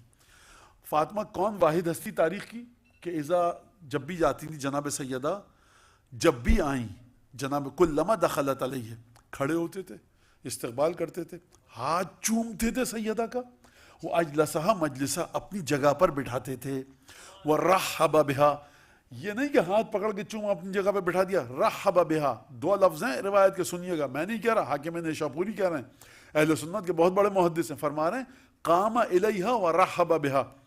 ایک دفعہ آپ میرے احترام میں آپ کے احترام میں اپنی جگہ پہ کھڑا ہوتا ہوں, اس کو کہتے ہیں قام احتراما لکم, میں آپ کے احترام میں کھڑا ہو گیا. ایک دفعہ قام الیہا, کھڑے ہوتے تھے اور آگے بڑھ کر جناب سیدہ کو ریسیو کرنے کے لیے جاتے تھے.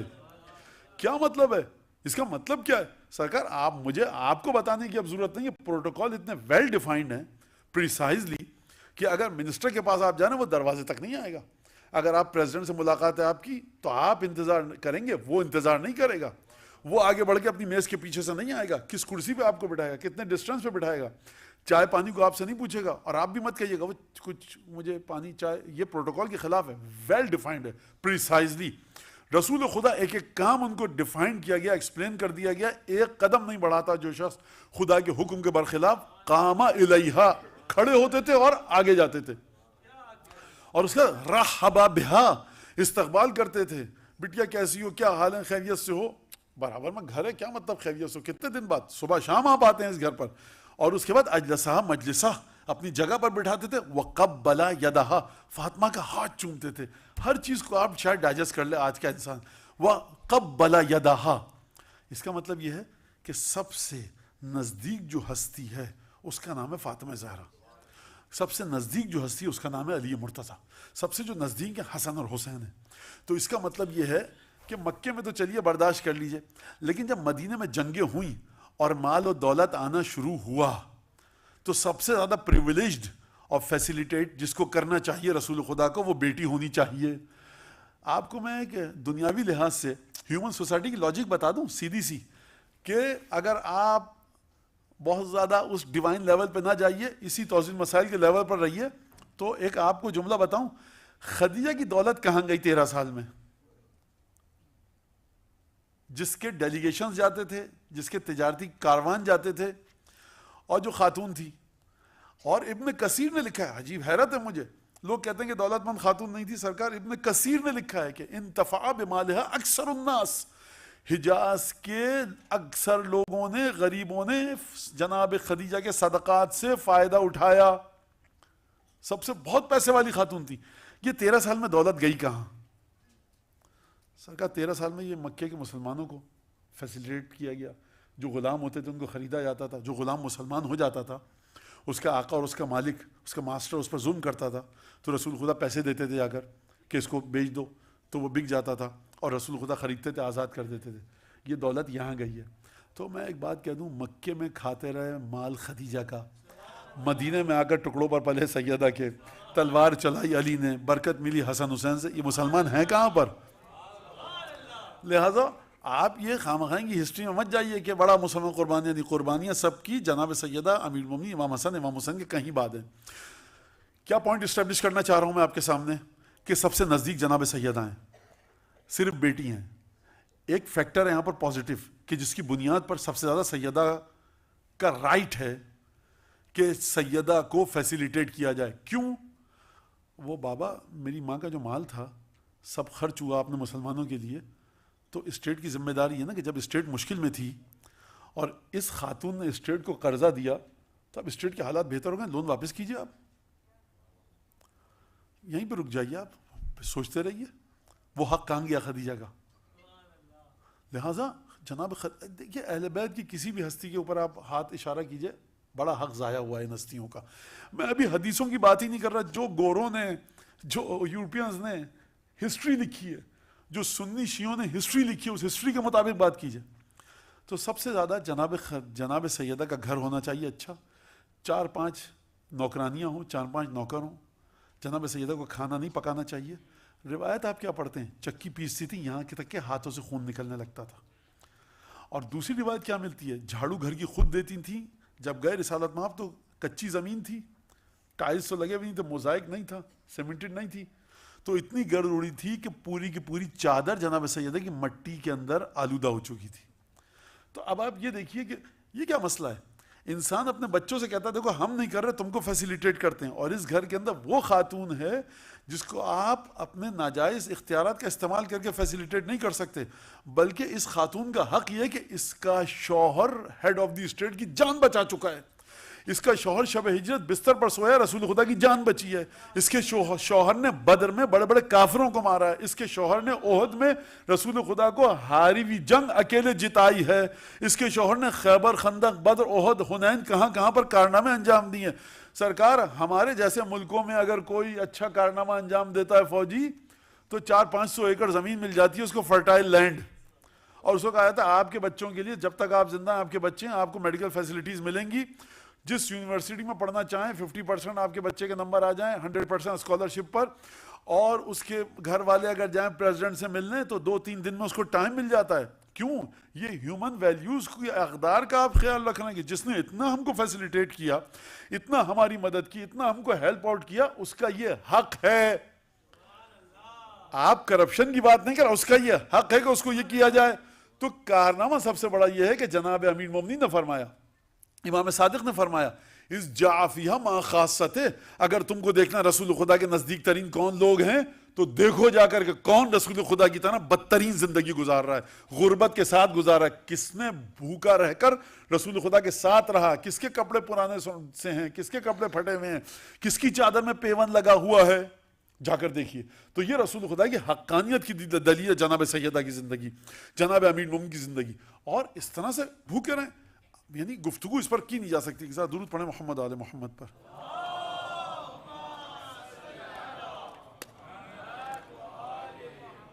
اب اگر یہ بات آپ نے سمجھ لی، اچھا اگر جناب امیر المومنین کی بات کی جائے تو جناب امیر المومنین کا بھی حق ہے ایک، یا رسول اللہ 8 سال کی عمر میں آپ کی مادر گرامی دنیا سے چلی گئی تھی اور دادا بھی چلے گئے تھے، انتقال ہو گیا تھا، 8 سال سے لے کے 25 سال تک کتنے ہوئے؟ 17 سال، 17 ایئرس، ہے کہ نہیں؟ کس کے دسترخوان پر رسول خدا کھاتے تھے؟ جناب ابو طالب کے۔ علی بن ابی طالب کہیں یا رسول اللہ اتنے باپ نے ہمارے محنت کی، زحمت کی، کچھ ہم کو کچھ نہیں ملے گا ریوارڈ؟ کہیں ہلکا سا ایک خفیف سا معمولی سا جملہ مسلمانوں سے کہیں، پوری نہج البلاغہ چھان لیجئے، پوری بحار الانوار چھان لیجئے، پوری اصول کافی چھان لیجئے، ایک جملہ آپ کو نہیں ملے گا، ایک جملہ۔ اور اس کے باوجود فاطمہ بنت اسد کو دیکھیے آپ، اس بی بی کا بھی ذکر ہو جائے کہ گریہ کرتی تھی، قیامت میں جب اٹھوں گی میں تو کس طرح سے اٹھوں گی، میرا حساب کتاب ہوگا، یعنی کہ اپنے آپ کو بندگی کے اس مقام پر رکھا ہے۔ یہ انسان کی بڑی خوبصورت سائیکولوجیکل ایک اسٹیٹس ہے اس کا، اور اسٹیٹ ہے کہ وہ بہترین سروسز دے اور اس کے اگینسٹ کچھ سروس لینے کی ایکسپیکٹیشن نہ رکھے۔ یہ آدمی بڑا سائیکولوجیکلی بڑا صحیح و سالم ہے، بڑا ہیلدی مائنڈ ہے اس کا، مجھے یہ کام کرنا ہے۔ لہٰذا اب میں آتا ہوں، رسول خدا جب آخری وقت آیا تو اپنے حجرے سے نکلے، کمرے سے، اور بڑے واقعات ہیں لیکن بہرحال میں مختصر ترین، یا معاشر المہاجرین والانصار، اے مہاجرین اے انصار، ومن حضرنی فی یوم ھذا، اور اس کے علاوہ تم میں سے جو مدینے کے باہر کا بھی ہے جو آج میرے سامنے ہے، دیکھو میری بات سنو، من الجن والانس، یہ جملہ بڑا عجیب ہے، جنوں اور انسانوں میں سے جو یہاں پر ہے، اس کا مطلب ہے کہ جن بھی آ رہے ہیں رسول خدا کے پاس، اس پہ خود خوب غور فرمائیں۔ اگلا جملہ کیا ہے؟ فَلْيُبَلِّغْ شَاهِدُكُمْ الْغَائِبَ، تم میں سے جو موجود ہے وہ اس کو پہنچا دے جو یہاں پہ ایبسینٹ ہے اور یہاں پہ آ نہیں سکا۔ اس کے بعد قرآن کی تعریف کی رسول خدا نے۔ یہ کب کی بات بتا رہا ہوں، دوبارہ سن لیجئے۔ رسول خدا بیمار ہیں، چلا نہیں جا رہا، سہارا لے کر آئے ہیں، مسلمانوں کو آخری نصیحتیں کرنے آئے ہیں، لیکن سدھرنے والے تھے کیا یہ لوگ؟ خدا واقعاً، لا الہ الا اللہ، قرآن کی تعریف کی، اور اس کے بعد فرمایا خلفت فیکم العلم الاکبر، قرآن کی تعریف کے بعد فرمایا دیکھو تمہارے درمیان چھوڑ دیا ہے میں نے وہ پرچم کہ جو سب سے بڑا ہے، علم الدین، وہ دین کا پرچم ہے، یعنی جہاں وہ ہے دین وہاں ہے۔ تم اگر لمبی لمبی نمازیں پڑھ رہے ہو، سجدے کر رہے ہو، قرآن پڑھ رہے ہو، حج پہ جا رہے ہو، مکے، نہیں، ایک پرچم جو میں چھوڑ کے جا رہا ہوں وہ سب سے بڑا پرچم ہے، بگیسٹ فلیگ، اور علم الدین، وہ دین کا پرچم ہے، جہاں وہ ہوگا وہاں دین ہوگا۔ وہ نور الہدا، ہدایت کا نور وہ ہے جس کو میں چھوڑ کے جا رہا ہوں۔ کون ہے؟ وصی علی بن ابی طالب، میرا وصی و جانشین ہے جس کا نام علی بن ابی طالب ہے۔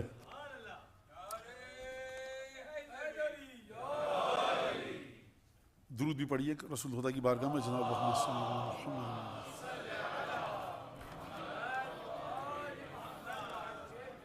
قرآن میں خدا نے کہا اللہ کی رسی کو تھامو, فرمایا رسول خدا نے اللہ ہوا حبل اللہ, جان لو اللہ کی رسی جو خدا نے قرآن میں ورڈ تو آیا ہے, ڈیفائن نہیں کیا خدا نے, مینشن نہیں کیا, جان لو جو قرآن میں آیا تھا نا خدا کی رسی کی, وہ علی بن ابی طالب ہے. اب آپ کہتے رہیے کہ ہم سب ایک ہو جائیں, مسلمان ایک ہو جائیں, حبل اللہ اللہ کی رسی علی بن ابی طالب ہے, یہ رسول خدا فرما کر جا رہے ہیں. اب کسی مفسر کا علم اگر زیادہ ہو رسول خدا سے, ہو سکتا ہے ہو, فَاعْتَصِمُوا بِهِ جَمِيعًا, لہٰذا تم سب علی بن ابی طالب کو تھام لو. یعنی دین کس کے پاس ہے؟ جو علی کے ساتھ ہے. دین کس کے پاس ہے؟ جو علی کو سب سے بڑا پرچم, فلیگ اور علم سمجھ رہا ہے. دین کس کے پاس ہے؟ جو علی بن ابی طالب کو ہدایت کا نور سمجھ رہا ہے. دیکھو یہ علی بن ابی طالب ہے. 3-4 ابھی جملے کہے نا, علم الاکبر, علم الدین, وسیع, حبل اللہ, کہہ دیا نا. اب اس کے بعد کچھ نہ کہیں. اچھا اب کیوں کہہ رہے ہیں یا رسول اللہ, کیا فرما رہے ہیں؟ خیبر, خندق, بدر, احد, حنین, شب ہجرت, آیتیں دھڑا دھڑ نازل ہوئی ہیں ایک کے بعد ایک. اب آپ کیوں کہہ رہے ہیں علی بن, کہہ دیں کہ وہ آیتیں پڑھ لو. دیکھیے میں آپ کو بات بتا دوں, جناب امیر کی شخصیت ایسی ہے کہ جب بھی رسول خدا کو موقع ملتا تھا علی بن ابی طالب کے فضائل ٹوٹ کر کھل کر بیان کرتے تھے. لہٰذا آپ بھی سمجھیے, اگر آپ کے وجود میں یہ خواہش ہے کہ جناب امیر کے فضائل سنیں تو سمجھ لیجیے کہ آپ رسول خدا کے ساتھ ہیں. سمجھ لیجیے آپ کا دل رسول خدا کے ساتھ اس کوارڈینیشن اور ہارمونی کے اندر ہے. آپ کا دل رسول خدا کے دل کے ساتھ جڑا ہوا ہے. یہ میں نہیں کہہ رہا, یہ آپ کا رسول فرما رہا ہے. سرکار خوب توجہ سے کے ساتھ سنیے گا بات کو. اب جو جملہ کہا جناب امیر کے بعد فرمایا کنز اللہ اليوم, خدا کا خزانہ ہے آج کے دن علی. وما بعد اليوم, اچھا یہ مت سمجھنا آج ہے, کل تم میں سے کوئی 200-400 رکعت نماز زیادہ پڑھ گیا تو علی سے آگے نکل جائے گا. آج بھی خدا کا خزانہ علی ہے, ٹریجر آف گاڈ, اور جب تک یہ دنیا باقی رہے گی علی ہی خدا کا خزانہ, ٹریجر آف گاڈ علی ہے. اگر تمہیں خداوند تبارک و تعالیٰ سے کوئی چیز چاہیے اور چاہتے خدا کی ٹریجر تمہیں ملے, اگر خدا قرآن میں فرما رہا, یہاں سے میرے جملے ہیں, للہ خزائن ملکوت السماوات والارض, خدا کے پاس ہیں زمین آسمان کے خزانے. تو زمین پہ اگر تم چاہتے ہو کسی انسان کے وجود میں جو خدا نے خزانے رکھے ہیں اپنے پاس, وہ علی کے علاوہ کسی اور جگہ سے نہیں ملیں گے.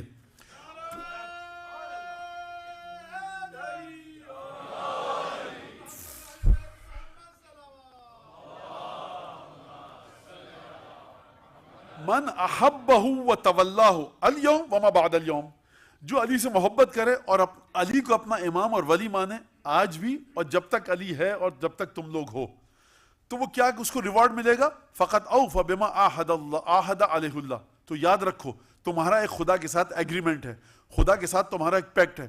اگر تم نے علی کو امام مانا اور اگر علی سے تم نے محبت کی, صرف امام ماننے سے کام نہیں چلے گا. ہم تو علی کے پیچھے نماز تو پڑھ رہے ہیں. علی نے کہا چاند نظر آ گیا عید کا, ہم نے محبت ہے کہ نہیں ہے؟ محبت بھی رکھنی ہے اور اوبیڈینس بھی ہونی چاہیے علی بن ابی طالب کے لیے تمہارے دل میں.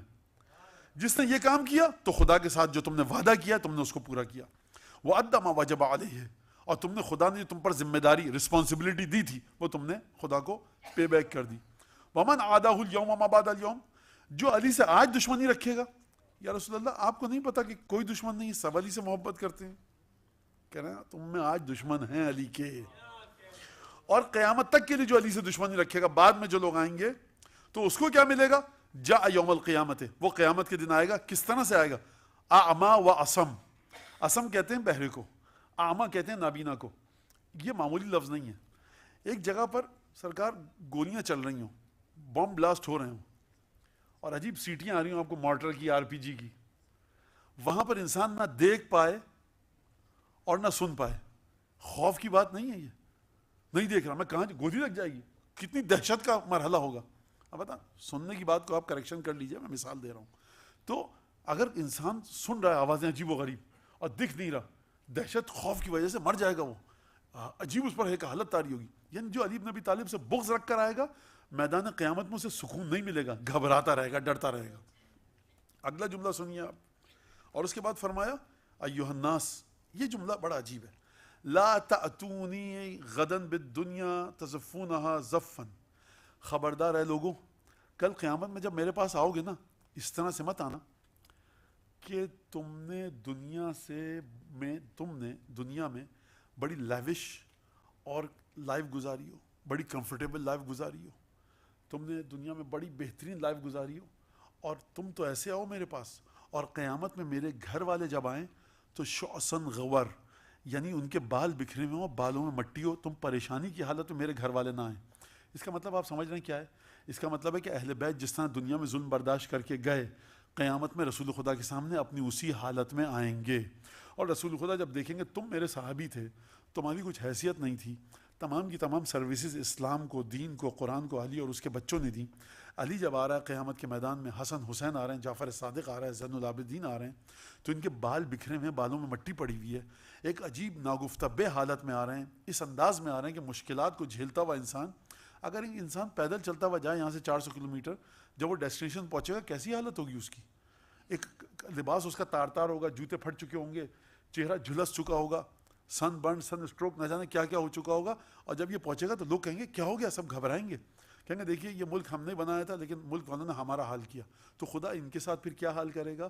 رسول خدا فرمان خبردار تم دنیا سے مزے لوٹو، پریویلیج لائف گزار کے آؤ، کمفرٹ زون میں رہو. کس کی وجہ سے؟ کہ میں نے تمہیں دین دیا تھا، اور میرے اہل بیت آئیں گھر والے اس طرح سے کہ بال بکھرے ہوں، مٹی پڑی ہوئی ہو، بڑی ناگفتبے ناقابل بیان حالت میں آئیں، خبردار یہ کام مت کرنا.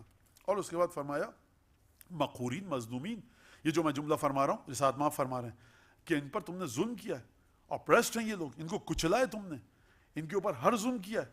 تسیل دماؤہم امامکم، تمہارے سامنے میری اولاد کا خون بہتا رہا، تمہیں غیرت نہیں آئی کہ کچھ کرو؟ خوب توجہ کے ساتھ اس جملے کو سنیے گا. تسیل دماؤہم امامکم، تمہارے سامنے خون بہا تھا، حسن کا، حسین کا، علی کا، سیدہ کا، سید سجاد کا، تم نے کچھ نہیں کیا. رسول خدا، اب میں آپ کو کنکلوژن دوں، رسول خدا دنیا سے جانے والے ہیں. امپورٹنٹ بات کریں آ کر، آج کیا کہا جاتا ہے؟ فضائل بالکل امپورٹنٹ ایشو نہیں ہے. رسول خدا یہ نہیں کہہ رہے کہ نماز کی پابندی کرنا، رسول خدا یہ نہیں کہہ رہے کہ حج پہ جانا، کہہ رہے دیکھو میرے اہل بیت، میرے گھر والے، لہٰذا جس چیز کو جتنی امپورٹنس رسول خدا نے دی ہے ہم کو بھی اتنی امپورٹنس دینی چاہیے. میں نہیں کہہ رہا عبادت پر بات مت کیجیے، لیکن رسول خدا آ رہے ہیں، فرما رہے ہیں اپنے اہل بیت کے بارے میں. اور اس کے بعد یہ تمام گفتگو فرمائی. خطبہ بہت طویل ہے لیکن میں زیادہ تفصیل میں نہیں جاؤں گا. اب ایک اور بات سنیے کہ جو مورخین نے لکھی ہے اور اس کے اوپر بہت کم گفتگو ہوئی ہے. امام فرماتے ہیں کہ جب لما قبض رسول اللہ، جب رسول خدا کی وفات ہوئی ہے تو بات آل محمد باطول لیلۃ، آل محمد نے سب سے دردناک ترین، موسٹ پینفل جو رات ہے، دردناک ترین رات ہے، اسٹریس اور انگزائٹی کے ساتھ، خوف کے ساتھ وہ گزاری ہے وہ رات کہ جب رسول خدا کا انتقال ہوا. حتی ظنوا، آل محمد یہ سمجھ رہے تھے، آل محمد کون تھے؟ حسن حسین. کتنی عمر ہے حسن حسین کی؟ 6 برس جناب امام مجتبیٰ کی، 7 برس امام حسن ہے، امام حسین 6 برس کے، جناب زینب ہے 5 برس کی، سیدہ موجود ہیں، جناب امیر المومنین موجود ہیں. فرمایا یہاں پر چھٹے امام نے، حتیٰ یہاں تک کہ آل محمد نے یہ دیکھا کہ ان لا سماء تظلہم ولا ارض تقلہم، کہ اب مدینے میں ان کے رہنے کی کوئی جگہ نہیں رہی ہے، نہ کوئی آسمان ایسا ہے جو ان پر سایہ ڈال سکے اور نہ زمین ہے جو ان کا بوجھ اٹھا سکے. آپ اس کا مطلب سمجھتے ہیں؟ وقت نہیں ہے واقعات بتانے کا، پری پلان کام ہو چکا تھا کہ جیسے ہی رسول دنیا سے جائیں لوگ ایسے آ جائیں کہ جو آل محمد کے ہاتھوں میں ٹرانسفر آف پاور نہ ہونے دیں. اور امام فرماتے ہیں کہ اہل بیت کو، سیدہ حسن حسین علی کو ہر لحظہ، ہر لمحہ، ہر مومنٹ پہ یہ ڈر تھا کہ منافقین گھروں میں آ کر جناب سیدہ حسن حسین اور جناب امیر کو قتل نہ کر دیں. یعنی ہر جگہ پر جب کسی کے گھر میں موت ہوتی ہے تو لوگ آتے ہیں کنڈولنس کے لیے. یہاں پر آل محمد امام فرمانا باتو اطول لیلتین، سب سے طویل ترین رات گزاری ہے، سب سے مشکل رات گزاری ہے. یعنی کیا مطلب؟ کنڈولنس کے لیے ان کے گھر میں خواتین کو آنا چاہیے تھا. سیدہ کو کلیجے سے لگائیے آپ، خواتین آئیں، علی بن ابی طالب کو آ کر تسلیت، کنڈولنس کے جملے کہیے، اپنے بچوں کو بھیجیے کہ حسن حسین کے پاس آئیں تاکہ ان کا گھر خالی نہ رہے. یہ گھبرائے ہوئے ہیں، ان کا نانا چلا گیا ہے، ان کے گھر کا نور چلا گیا ہے، کبھی سیدہ غش کے عالم میں، کبھی جناب امیر، اور اس کے باوجود یہ کوئی معمولی گناہ نہیں ہے. اور اس گناہ کو جو ہوا، یہ جو حق اہل بیت کا پامال ہوا، اس کو ہمیں جنریشن آفٹر جنریشن ٹرانسفر کرنا ہے. ماتا رسول اللہ، رسول خدا مر گئے، موت آ گئی، انتقال ہو گیا، دفن کر دیا، سرکار زہر سے شہید ہوئے ہیں، اور اس کے بعد آل محمد نے اس طرح سے زندگی گزاری ہے. لہٰذا میں اب آتا ہوں مصائب کی طرف کہ بڑے عجیب مصائب ہیں رسول خدا کے، اور جو ہمارے مورخین نے لکھے ہیں مصائب وہ بڑے عجیب ہیں. جب رسول خدا کو دفن کر کے آ گئے تو جناب سیدہ نے ایک جملہ کہا امام حسن امام حسین سے. دیکھیے یہ بی بی 18 برس کی ہماری شہزادی کس سے اپنے دل کا بوجھ ہلکا کرے. جب آپ گفتگو کرتے ہیں آپ سب کے گھروں میں بزرگوں کو آپ کے خدا صحت و سلامتی عطا فرمائے, جب آپ کے گھر میں ہمارے گھروں میں ہم سب کسی نہ کسی رشتہ دار کی موت دیکھ چکے ہیں تو اس کے بارے میں گفتگو کس سے کرتے ہیں؟ آپ کے جو کارنر پہ جو گروسری سٹور ہوتا ہے اس سے جا کے آپ باتیں نہیں کرتے, آپ کس سے کرتے ہیں؟ آپ کے رشتہ دار آئے, بھائی آئے, بہن, ماں باپ, آپ کے چچا, ماموں, پھپھی, خالہ, جن کے ساتھ آپ کی ایفیلیشن ہے, محبت ہے. جناب سیدہ کس سے گفتگو کرے, اپنے دل کا بوجھ ہلکا کیسے کرے؟ روایت کے اندر ہے کہ جب رات کا وقت آتا تھا سیدہ تہجد کے لیے اٹھتی تھیں تو رسول خدا, بالکل پہلو میں گھر ہے, جڑا ہوا گھر ہے رسول خدا کا, تو رسول خدا مسجد میں آ کر نماز پڑھتے تھے. ذکر کی آواز بلند ہوتی تھی, جناب سیدہ رسول خدا کے ذکر کی آواز سنتی تھی, بیوی کو بڑا اچھا لگتا تھا. آپ اپنے پر قیاس کیجیے نا, اپنے کو دیکھیے, چیک کیجیے. آپ ایک ایسے ہوٹل میں رہتے ہیں کربلا میں جا کر زری حرم دکھتا رہے, اکنا مولانا بڑا سکون ملتا ہے, یہاں سے دیکھیے بیٹھے رہتے ہیں کھڑکی کے سامنے, اب تھک جاتے ہیں, 2 کلومیٹر دور ہے لیکن. تو مجھے بتائیے فاطمہ زہرا کو رسول کی آواز آتی ہوگی, کتنا اچھا لگتا ہوگا. اب جب 29 سفر کی رات آئی نا, ایک دفعہ سیدہ نے جب تہجد کے لیے اٹھی تو اب دل گھبرایا, رسول کی آواز نہیں آ رہی. رسول آتے تھے مسجد میں, نماز تہجد پڑھ رہے ہیں, دعائیں پڑھ رہے ہیں, کتنا سکون ملتا ہوگا, ہے نا. ایک دفعہ سیدہ کس سے کہیں, سیدہ نے مخاطب کیا بچوں کو, حسن حسین کو, این ابوکما لا یدعکما تمشیان علی الارض, بچوں یہ بتاؤ کہاں گئے تمہارے وہ نانا جان کہ جب بھی گھر میں آتے تھے تم کو پیدل نہیں چلنے دیتے تھے, گود میں اٹھاتے تھے. کہاں گئے تمہارے نانا جان کہ جب بھی تم نے دروازہ کھولا انہوں نے جب بھی دروازہ تم نے کھولا آگے بڑھ کے گود میں اٹھا دیا, تم کو پیدل چلنے نہ دیا. کہاں ہے وہ ذکر کی آواز نہیں آ رہی. ایک دفعہ بی بی گھبرائیں, اور یہ تاریخ میں یہ شعر ملتا ہے ہمیں بی بی کا, ماذا علی المجتم تربت احمدی ان لا یشم مدى الزمان غوالیہ صبت علی مصائب لو انہا صبت علی الایام صرنا لیالیہ. فرماتی ہیں جس نے میرے بابا کی قبر کی مٹی سونگ لی نا, اب وہ کوئی بھی خوشبو کوئی بھی عطر سونگ کے کیا کرے گا. اور پھر اس کے بعد فرمایا کہ بابا آپ کے جانے کے بعد مجھ پر اتنے ظلم ہوئے کہ اگر روشن دنوں پر پڑتے تو وہ اندھیری راتوں میں تبدیل ہو جاتے. جناب سیدہ یہ ظلم اور یہ کربناک حالات رسول خدا بستر پر موجود ہیں. اب رسول خدا کی روح بدن سے جدا ہونے والی ہے. صرف جناب سیدہ یتیم نہیں ہوئی ہیں, حسن حسین یتیم ہوئے ہیں, رسول خدا یتیم ہوئے ہیں. ایک دفعہ جناب رسالت مآب نے وصیتیں کرنا شروع کی, علی میرے پاس آؤ, اٹھا کر بلایا اور گلے لگایا, کان میں کچھ جملے کہے, دوبارہ استراحت فرمائی, اپنے سر اقدس کو تکیے پر رکھا.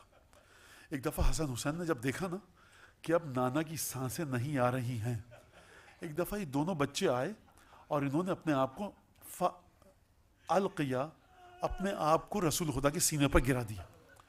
اب رسول خدا نے یقیناً دونوں باہیں اٹھائی ہوں گی, بچوں کو اپنے آپ سے لپٹا دیا. علی جناب امیر آگے بڑھے اور آ کر چاہا بچوں کو الگ کریں. کیوں چاہتے تھے بچوں کو الگ کرنا؟ کیونکہ بیمار ہے نا, سانس لینے میں تکلیف ہو رہی ہے. جب کسی کا دم گھٹ رہا ہوتا ہے آپ کیا کرتے ہیں, اس کے کالر کو کھول دیتے ہیں, اس کے اوپر سے بلینکٹ کو ہٹا لیتے ہیں, ہوا چلاتے ہیں اس کے پاس.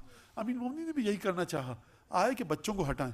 ایک دفعہ رسول خدا کا جملہ سنیے, یا علی دعما یشمانی و دہنی اشمہما, اے علی چھوڑ دو, ان دونوں میرے نواسوں کو میرے سینے پر رہنے دو تاکہ میں ان کی خوشبو کو سونگوں, اور اے علی ان کو میری خوشبو سونگنے دو, مجھے ان کی خوشبو سونگنے دو. میں ایک سوال کروں رسول خدا سے, یا رسول اللہ آپ کوثر کی خوشبو سونگ چکے ہیں, آپ سلسبیل کی خوشبو سونگ چکے ہیں, نواسوں سے اتنی محبت ہے کہ موت کے وقت کرب اور تکلیف کا عالم ہوتا ہے, سانس لینے میں مریض کو تکلیف ہوتی ہے, لیکن آپ نے فرمایا کہ ان دونوں بچوں کو میرے سینے پر لیٹے رہنے دو تاکہ میں ان کی خوشبو کو سونگ سکوں, یہ میری خوشبو کو سونگ سکے. میں کہوں گا یا رسول اللہ کتنی محبت تھی حسن حسین سے, کاش آپ 7 سفر کو ہوتے جب آپ کے بڑے نواسے نے خون کی قے کر کے جان دی, کربلا کے میدان میں ہوتے جب آپ کے چھوٹے نواسے نے جب گھوڑے سے گرا, حلق خوش تھا, زبان پر کانٹے تھے, کبھی خیام کی طرف دیکھتا تھا, کبھی قاتل کی طرف دیکھتا تھا. فوج اشقیاء میں شادیان بجالا قد قتل الحسین بکربلا وقد ذبح الحسین بکربلا.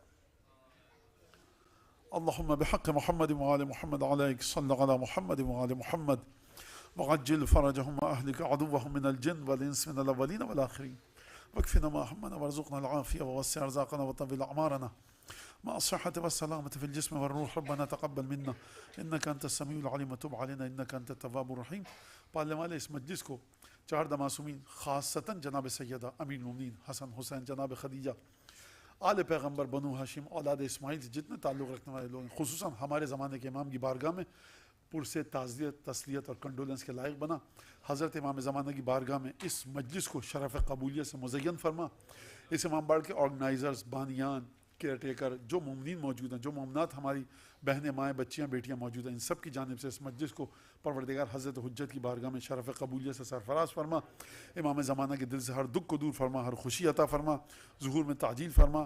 جو ہم سب کے مرحومین و مرحومات دنیا سے چلے گئے ان سب کی مغفرت فرما، خصوصاً جن کے لیے شروع میں فاتحہ پڑھوائی گئی پروردگار ان کو بھی اس مجلس کا ثواب عائد و واصل فرما، ان کے درجات بلند فرما، برزخ کی تمام مشکلات سے ان کو نجات دے، ان کے لواحقین کو نیک عمل کرنے کی توفیق عطا فرما.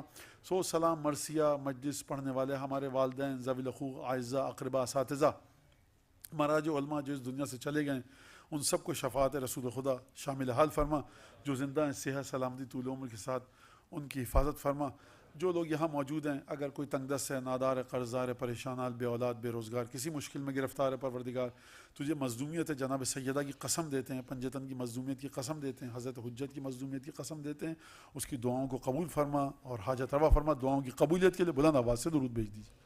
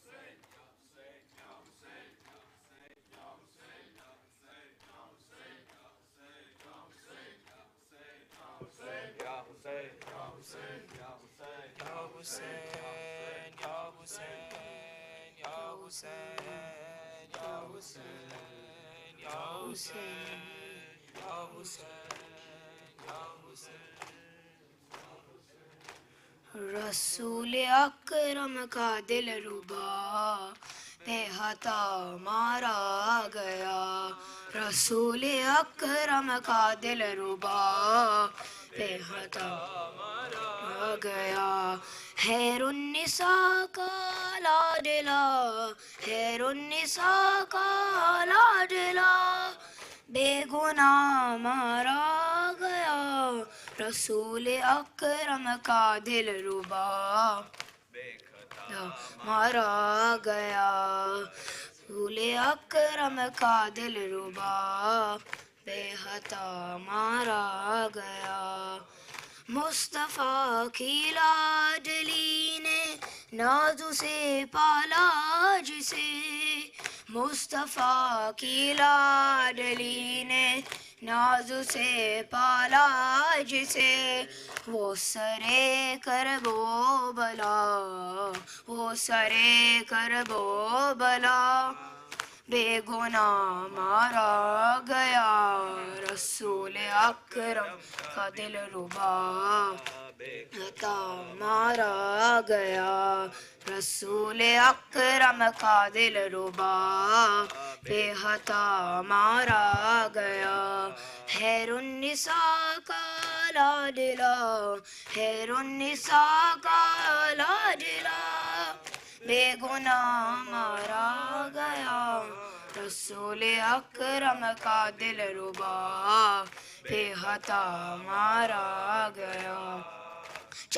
چائے کا بے پر اداسی، چائے کا بے پر اداسی ہل گیا عرش برین، جب حسین بنے علی، جب حسین رسول اکرم بے خطا مارا گیا.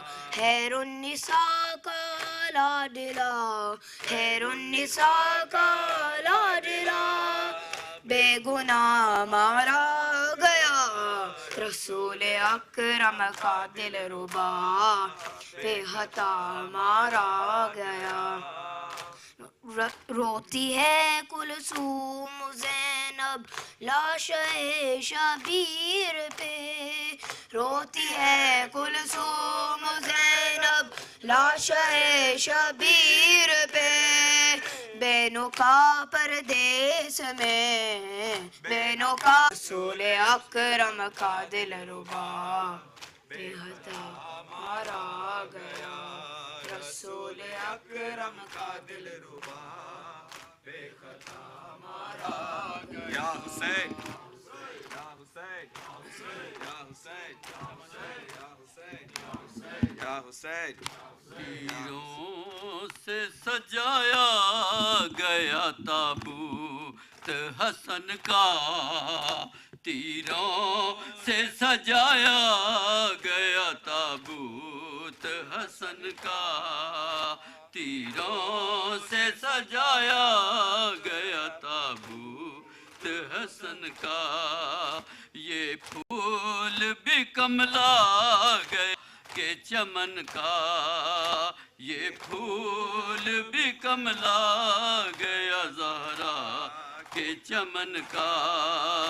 تیروں سے سجایا گیا تابوت حسن کا، تیروں سے سجایا گیا تابوت حسن کا. شانوں پہ بٹھاتے تھے جسے احمد مرسل، شانوں پہ بٹھاتے تھے جسے احمد مرسل. کیا حال ہوا آج اسی گل رہن کا، تیروں کا میلا نہ ہوا تار محمد کے کفن کا.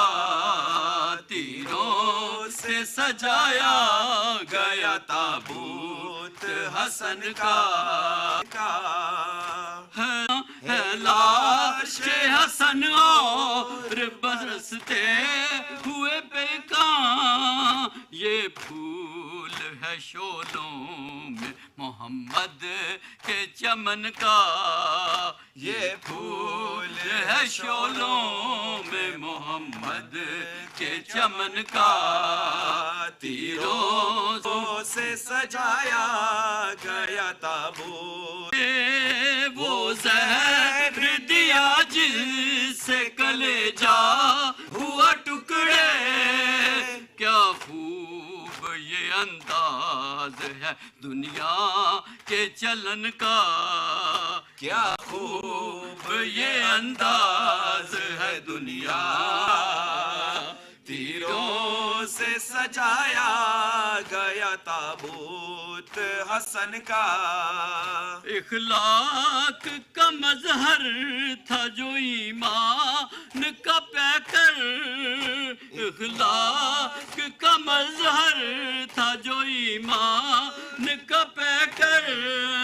لاشا ہے اسی غلطہ جگر شیریں سخن کا، لاشا ہے اسی سے سجایا گیا تابوت حسن کا. امت نے میرے در کو جلایا بابا، تیری امت نے میرے در کو جلایا بابا، تیری امت نے میرے در کو جلایا بابا، تیری امت نے میرے در کو جلایا بابا. لوٹ کر آئی تو چہرہ بھی میرا زخمی تھا، میری زینب کو میری پیشی کا پہلا نوحہ، میرے بالوں کی سفیدی نے سنایا بابا، تیری امت نے میرے در کو جلایا بابا، تیری امت نے میرے در کو جلایا بابا۔ لے چلے قیدی بنا کر جو علی کو دشمن، میں نے چھوڑا نہیں حیدر کی ابا کا دام۔ بابا تیری امت نے میرے در کو جلایا بابا۔ بیٹھ کر پڑھتی ہوں مشکل سے نماز شب بھی، پھر بھی عباس کی خلقت کی دعا بھولی نہیں۔ جب بھی زخمی ہوئے ہاتھوں کو اٹھایا بابا تیری امت نے میرے در کو جلایا بابا، تیری امت نے میرے در کو جلایا بابا۔ اے کون سا در ہے جہاں آپ کی بیٹی نہ گئی، بات سننا دروازے سے باہر نہیں آیا بابا، تیری امت نے میرے در کو جلایا بابا،